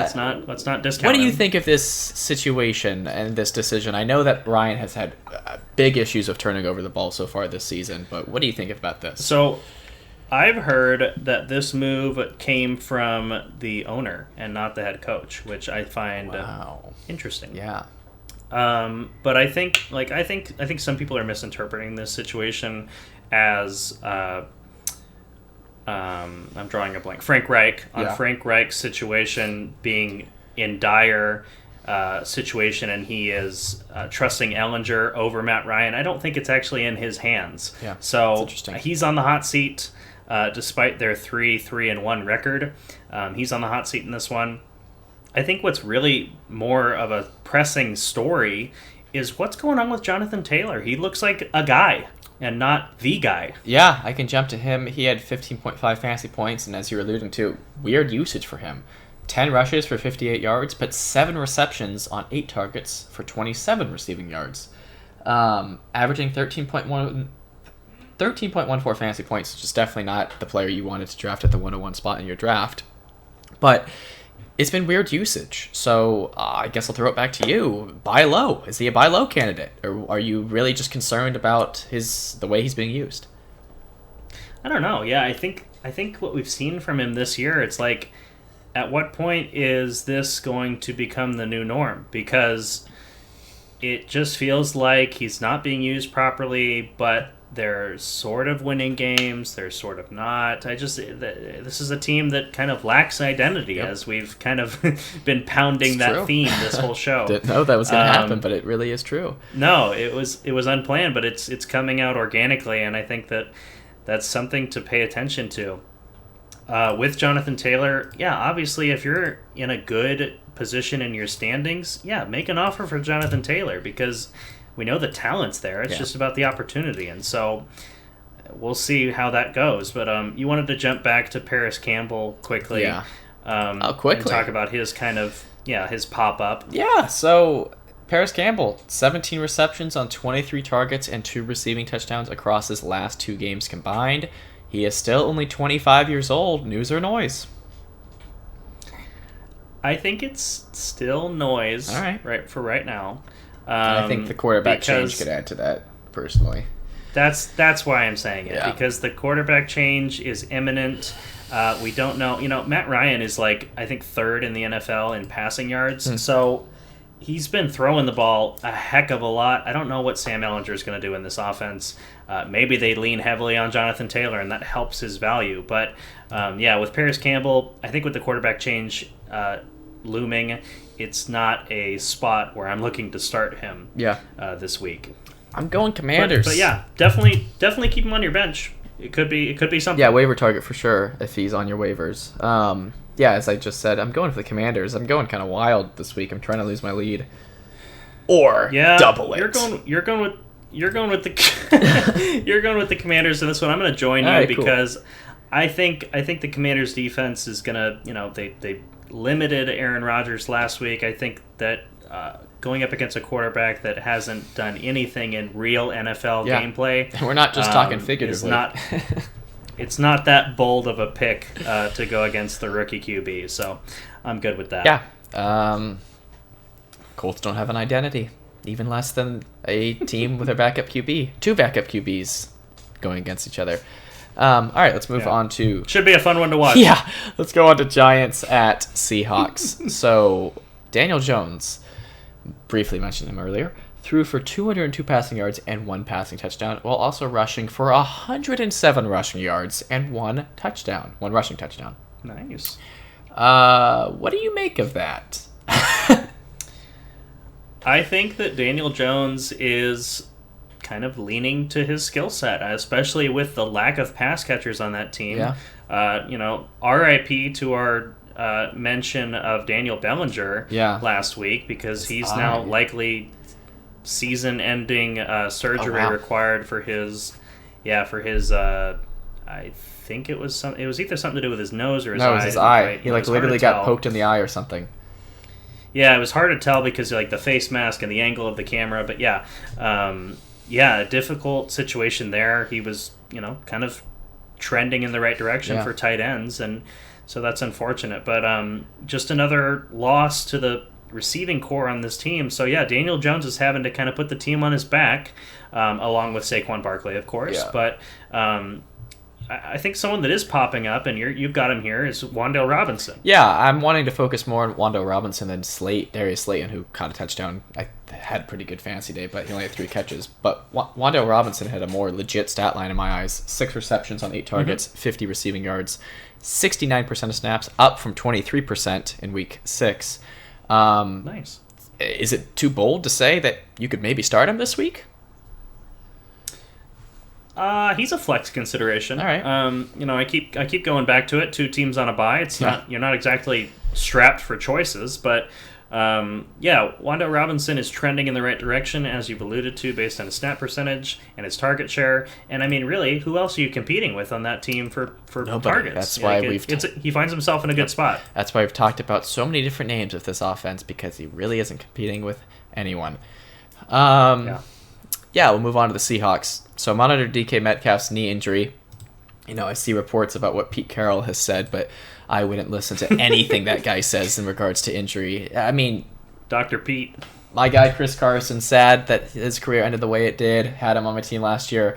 Pete Carroll claimed that he might play the following Thursday Night Football. He never played again due to the injury. So, not trusting anything that. But it seems like DK Metcalf won't need surgery, which is really good in it not being a super long-term injury, but just monitor it. I had to go on a little Pete Carroll rant with injury designations. Sure. All right, with Marquise Brown, 22.7 fantasy points. Marquise Goodwin. Yeah. Who's Mark? That's Hollywood. Marquise Goodwin, 22.7 fantasy points. He had 2 receiving touchdowns on 4 catches. And I think he did a backflip at the end of the game, but that doesn't get you any points, but maybe some flair. But news or noise for that kind of a stat line? Well, he kind of put up a DK Metcalf type stat line. I guess that's fair. Small amount of catches and multiple touchdowns. So I think it's noise until DK Metcalf is put on IR or misses this coming week. If he misses week 9, I think Marquise Goodwin is in flex consideration at that point because of how many teams are on a bye in week 9. Marquise Goodwin is someone to add off of waivers and wait and see. But obviously, Tyler Lockett is going to pretty much take a bump from this injury news if Metcalf does miss time. And I think Goodwin can find a spot on this team to do some similar damage. Yeah, and just if you've never heard of Marquise Goodwin, had to pull him back up because I do recognize the name. This is his 10th season, I believe, in the NFL. He's 31 years old, and his best ever season was finishing 30th, wide receiver 30 in PPR in 2017 with the 49ers. So, I mean, he's been serviceable before. Not a complete nobody, but definitely has not been a consistent starter throughout his entire career. But, just some context for him. Tyler Lockett led the team in targets with 8. You expect him to be the one to pick up most of the slack from Metcalf, you would assume, if he was to miss time, and to continue being pretty reliable in this offense. And Kenneth Walker, though, I mean, this is clearly the focal point of this offense, the rookie. 28.8 fantasy points, 23 carries, 168 rushing yards, 2 rushing touchdowns, averaging 117.6 rushing yards per game in his last 3 games. Back-to-back games with 20-plus rushing attempts, 4 rushing touchdowns across his last 3 games. 2 receptions, though, on 3 targets across his last 3 games. So with that in mind, I don't know if maybe I'm being a little too picky. Are you concerned about Walker's lack of receiving work, or does his rushing usage alone make him reliable? Well, you just said averaging over 100 rushing yards per game. So, I will say that's a little misleading. I know week 5 it was like 8 carries for 80 yards, so it's like 1 big run, but it does add on to those stats. Yeah, I mean, well, whether they're on a variety of short yardage runs or very few big runs, the reality is that he's getting close to 25 touches a game, and that's what you're looking for. Talent and opportunity. He has both. Yeah. So Ken Walker is a lineup lock, except for week 11 when he's on bye. Fair enough. Who are we going to pick in this one? This is interesting. I guess I'll go with the... what's interesting to me is that the Giants are 3-point underdogs. Yeah, and I'm going with them. Yeah. Okay, that was convincing. Yep, very convincing. I looked up, thought it I'm was going to be clear, and saw that they were underdog and got a little stage fright. You know, I hate to do this because if DK Metcalf were healthy, I would take Seattle and be like, yeah, it's definitely going to be Seattle who wins this one based on how they took down the Chargers last week.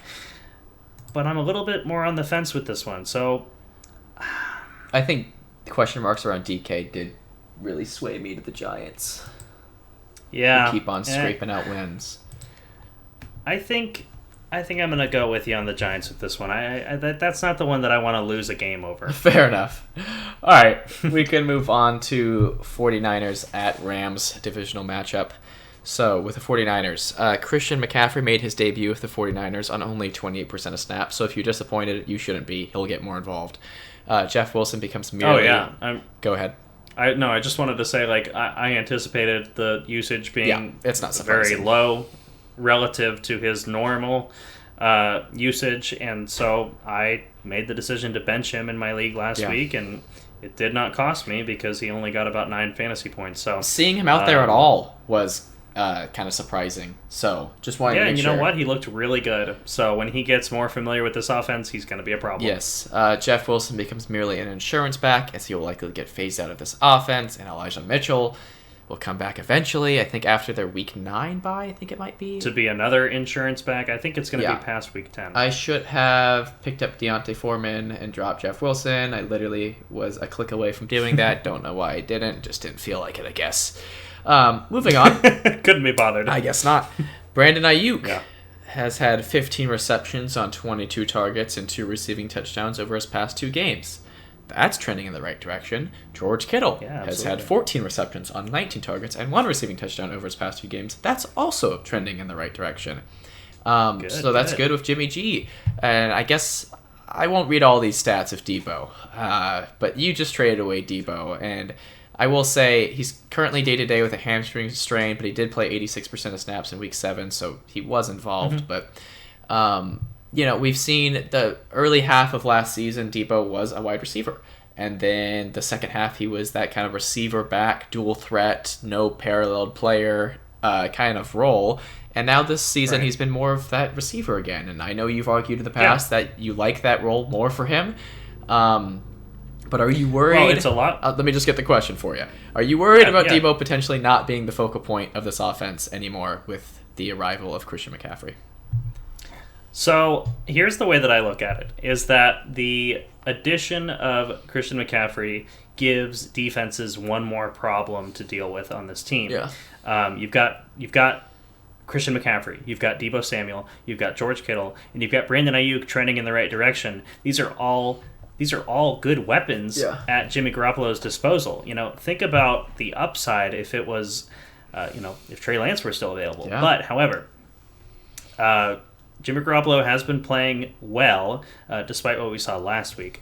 But to answer your question, I'm not worried Debo is not going to be the focal point anymore, but I think what's really going to happen is that the defenses are going to have to decide week after week who are they going to try to stop, because you can't stop them all. Yeah. And so maybe he will be less consistent season long, but he's going to have big games still to come based on that challenge that the offense is going to present to the teams they play against. Yeah, and I think just kind of describing the different ways he's been used, his unparalleled versatility, I think, makes it to where he will get it done no matter what the game script is.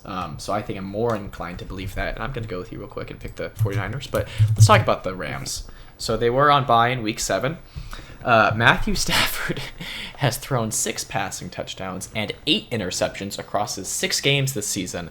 He won a Super Bowl last season, believe it or not. Hey, that's pretty good. Yeah, which he threw a ton of interceptions last season too, but was throwing a lot more touchdowns as well.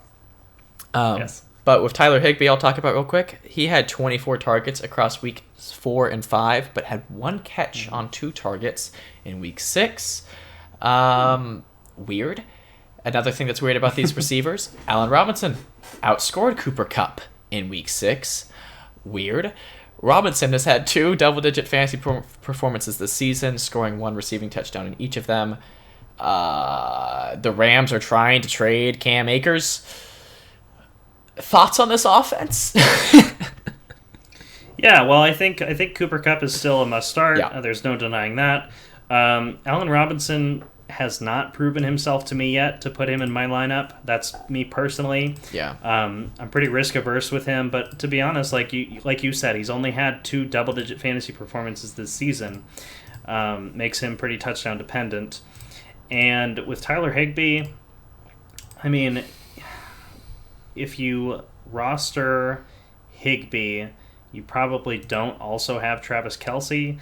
And then with Gerald Everett, he's kind of another one of those guys like Tyler Higbee who was picked up later in the year. I'm just thinking about bye weeks here. Yeah, like realistically. As I tend to do. You feel forced to start him.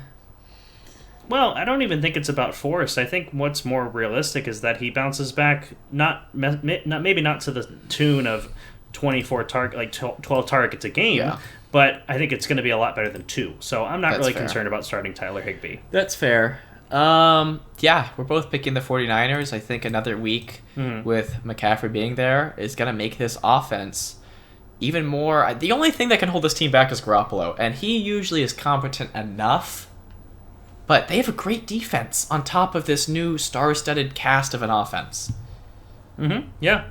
And I do want to mention really quick that Kyren Williams, the rookie who has been on IR with an ankle injury for the Rams, has entered his 21-day window to return from IR, although Sean McVay has said that he likely will not be available for Week 8. He is a speculative ad. Yeah, saw you just do that. I went through some of his college highlights because, I didn't know who he was coming into the season. Yeah. But he looked really good. He was a Notre Dame back that was involved a lot in the passing game in the highlights that I saw. So as a PPR player, I think that's actually really exciting news. And it could be a shift away from Darrell Henderson, which we saw earlier in the year with Cam Akers. Not immediately, obviously, but there was a point before Cam Akers ate Sean McVay's chunky noodle soup that that Cam Akers was taking the job away from Darrell Henderson. So I'm thinking Kyren Williams could do the same thing in the future. Yeah, I think they don't really want Darrell Henderson to be their bell cow back. I mean, their hand was kind of forced last season with Akers getting injured in preseason, I believe. So I think that is realistic that he could maybe emerge in this offense. But 49ers are going to win this. That's what we think. So move on to... Yeah, and just to wrap that up, if Kyren Williams is available in your league and you can afford holding him on your roster, pick him Agreed. All right, Sunday Night Football. Packers at Bills. Let me go ahead and put my initials by the Bills. 11-point favorite. Whoa, you're not. This isn't an upset alert for you? No, I've already done my my bold pick today, picking the Bears. That's true. Which is probably the first time I've done that this season, honestly. But they have... what's funny is, like, part of me, not to get too off track, I mean, obviously it's on track because it's the teams that we're talking about, but part of me, a small part of me thinks that Aaron Rodgers could find a way to win this one, but I'm not picking them. Just prime time. If it comes to guys. If it comes to next week, if it comes to week 9 and I was completely off base, I'll ignore it. If they put up a fight, I'm going to mention it. That's just you get to pick and choose there. That's really nice. All right, let's talk about the Packers. Aaron Jones led the team in receptions with 9 receptions on 10 targets, while also being on the receiving end of Aaron Rodgers' 2 passing touchdowns. So that's great. That's the second time he's done that this year. Yeah, that's great for him. Who it's not great for, surprisingly. I'll say surprisingly because you would think that A.J. Dillon would be having a lot of rushing work with Aaron Jones having this type of day. But Aaron Jones had 4 carries and 0 targets. Even Jones had 8 carries on top of that very heavy receiving usage. So I'll ask you, is Aaron Jones completely taking over the fantasy value in this backfield? Looking at their snap percentage, Dillon is trending in the wrong direction. Jones is trending in the right direction. So it is looking more like a 70-30 split, moving in that direction at least. A.J. Dillon is unplayable right now, and I don't think you should drop him because he is one injury away from becoming the lead back and a very fantasy. Very valuable fantasy asset. I apologize. I agree with that. So don't drop him, but you can't play him. And yeah, with Aaron Jones, he is.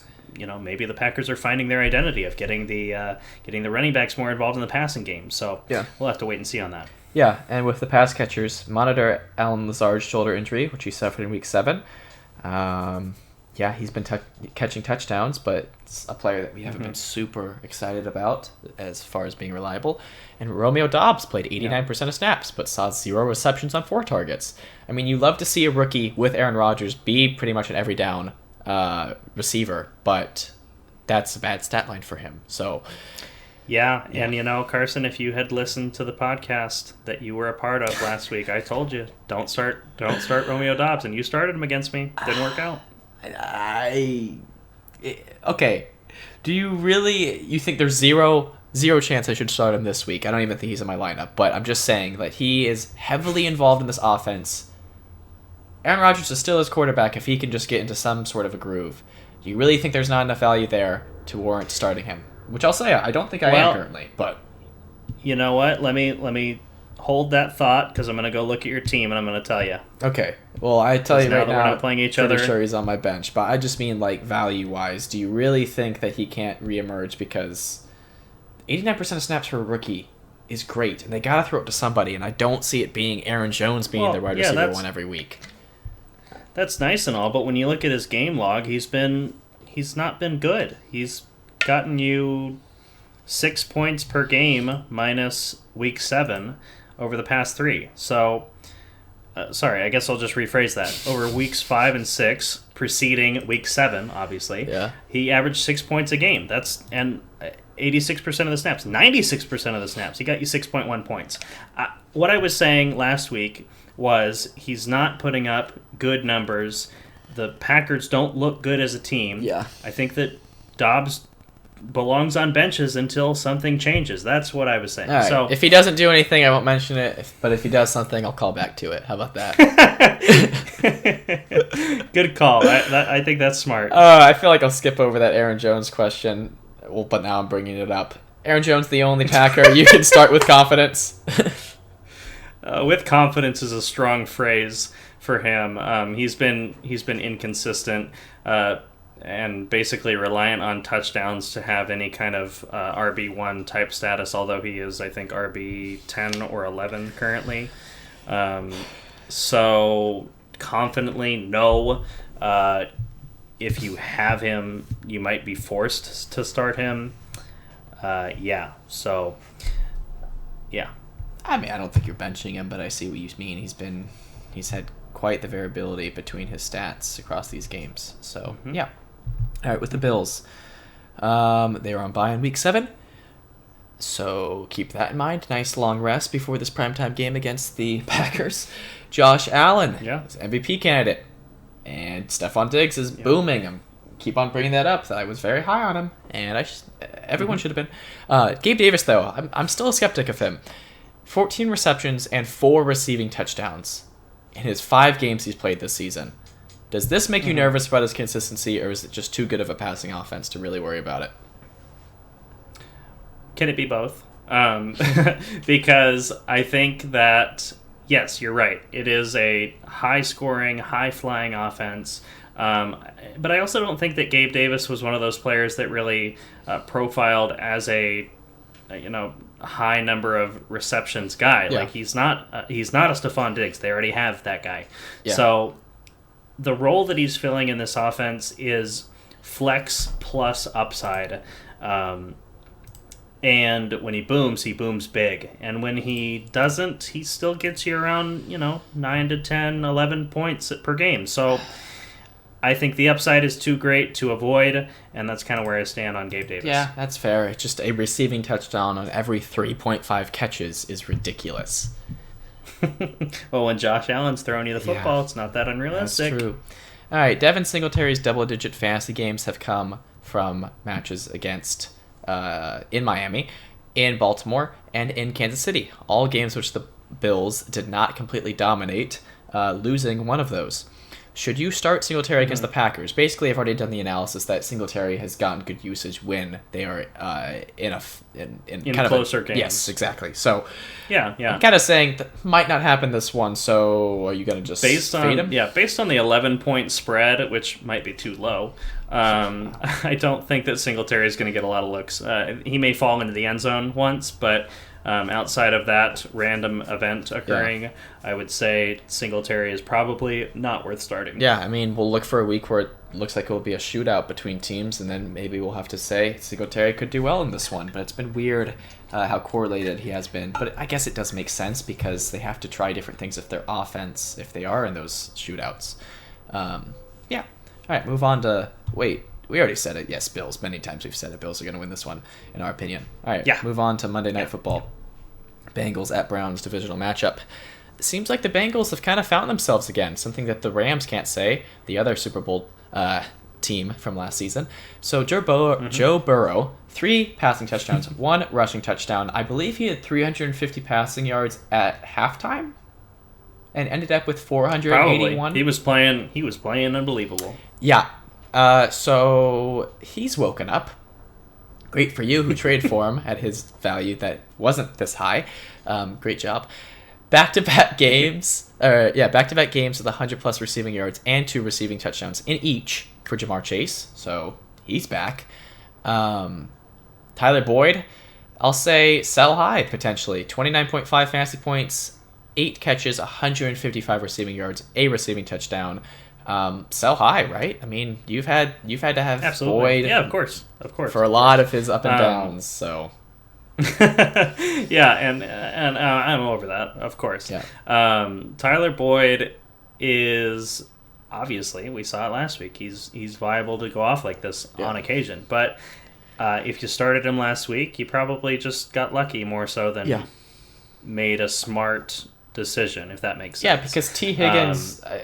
Kind of in the background of these other performances, probably had a top 20 finish. It was like 15 points. Like, that's more reliable. He's going to be their second best receiving option.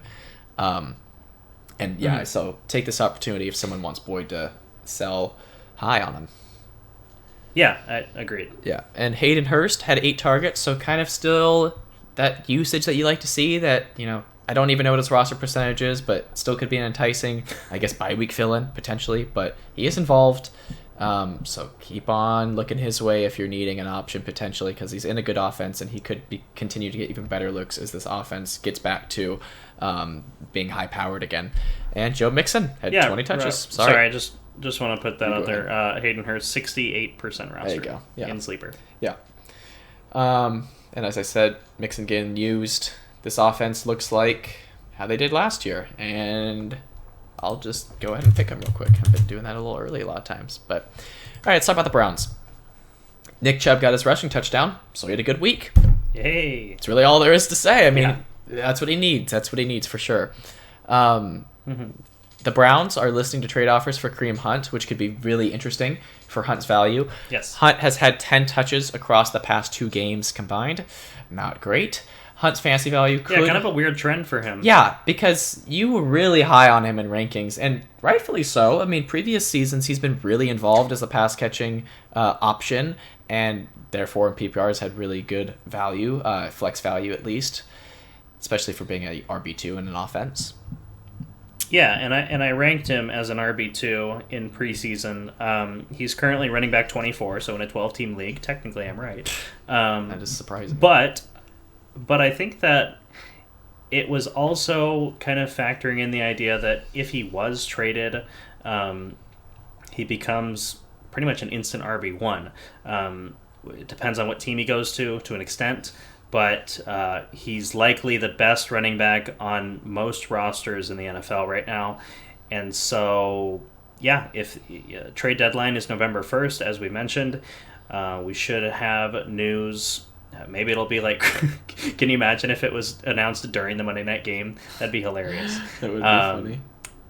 But I think it's actually, I don't know. The fact that they do play on Monday night is kind of interesting to me. If he were to get traded later in this week, it would be kind of surprising to me. I feel like, actually, just considering that. Yeah. Not sure what to make of that, but I'm hoping he does get traded. I think it's going to increase his value if he does, and I just like the player, so I think that's a good opportunity for him if that happens. Fair enough. All right. David Njoku suffered a high ankle sprain in Week 7 that is set to sideline him for 2 to 5 weeks. Njoku was kind of leading this offense receiving-wise before this injury in this game. He was 7 for 7 for 71 receiving yards before he was ruled out due to the injury. So I'll ask, would the absence of Njoku make you more confident in the consistency of Amari Cooper and Donovan Peoples-Jones? Probably not more consistent. I think that I get where you're going with, like, the targets have to go somewhere. Yeah. And they will disperse a little bit, but I think Harrison Bryant has an opportunity to kind of fill in maybe at a reduced capacity for Njoku. So I actually don't think it's like all of those targets get dispersed among the pass catchers. That's fair. Other than outside of the tight end position. But, you kind of know what you're getting from Amari Cooper. Donovan Peoples-Jones is more of a toss-up play. So I'm advocating for, if you can trade for Amari Cooper before Deshaun Watson returns, I think that's going to be a good decision. Yeah, because he should improve upon Jacoby Brissett's 6 passing touchdowns in 7 games. Right. And I just want to tell you this fun fact, because this has gone probably under the radar for both of us, because we don't have to start tight ends in our league, as we always mention. But David Njoku in PPR scoring is the tight end 4. Yeah. Can you believe that? Based on how other tight ends have performed, the absence of Dalton Schultz for a few games this season, and Darren Waller being missing, and George Kittle being inconsistent, like all those guys that we talked about being fringe elite, have kind of been banged up, and so that opens the door for some of these guys to just sneak their way in. Gerald Everett, Tyler Higbee, David Njoku, they're figuring it out. Taysom Hill is tight end 6. How let that sink in? Yeah. Let it in. So, yeah. Let it all in. Yep. So, as we've already said, that wraps it up. Both picking the Bengals, and that wraps it up. We are picking the Bengals in this one. Go, Joe, go. So, moving on to this wrap-up here. Thank you all so much for watching and or listening. And we will see you again next week. Peace out, everybody.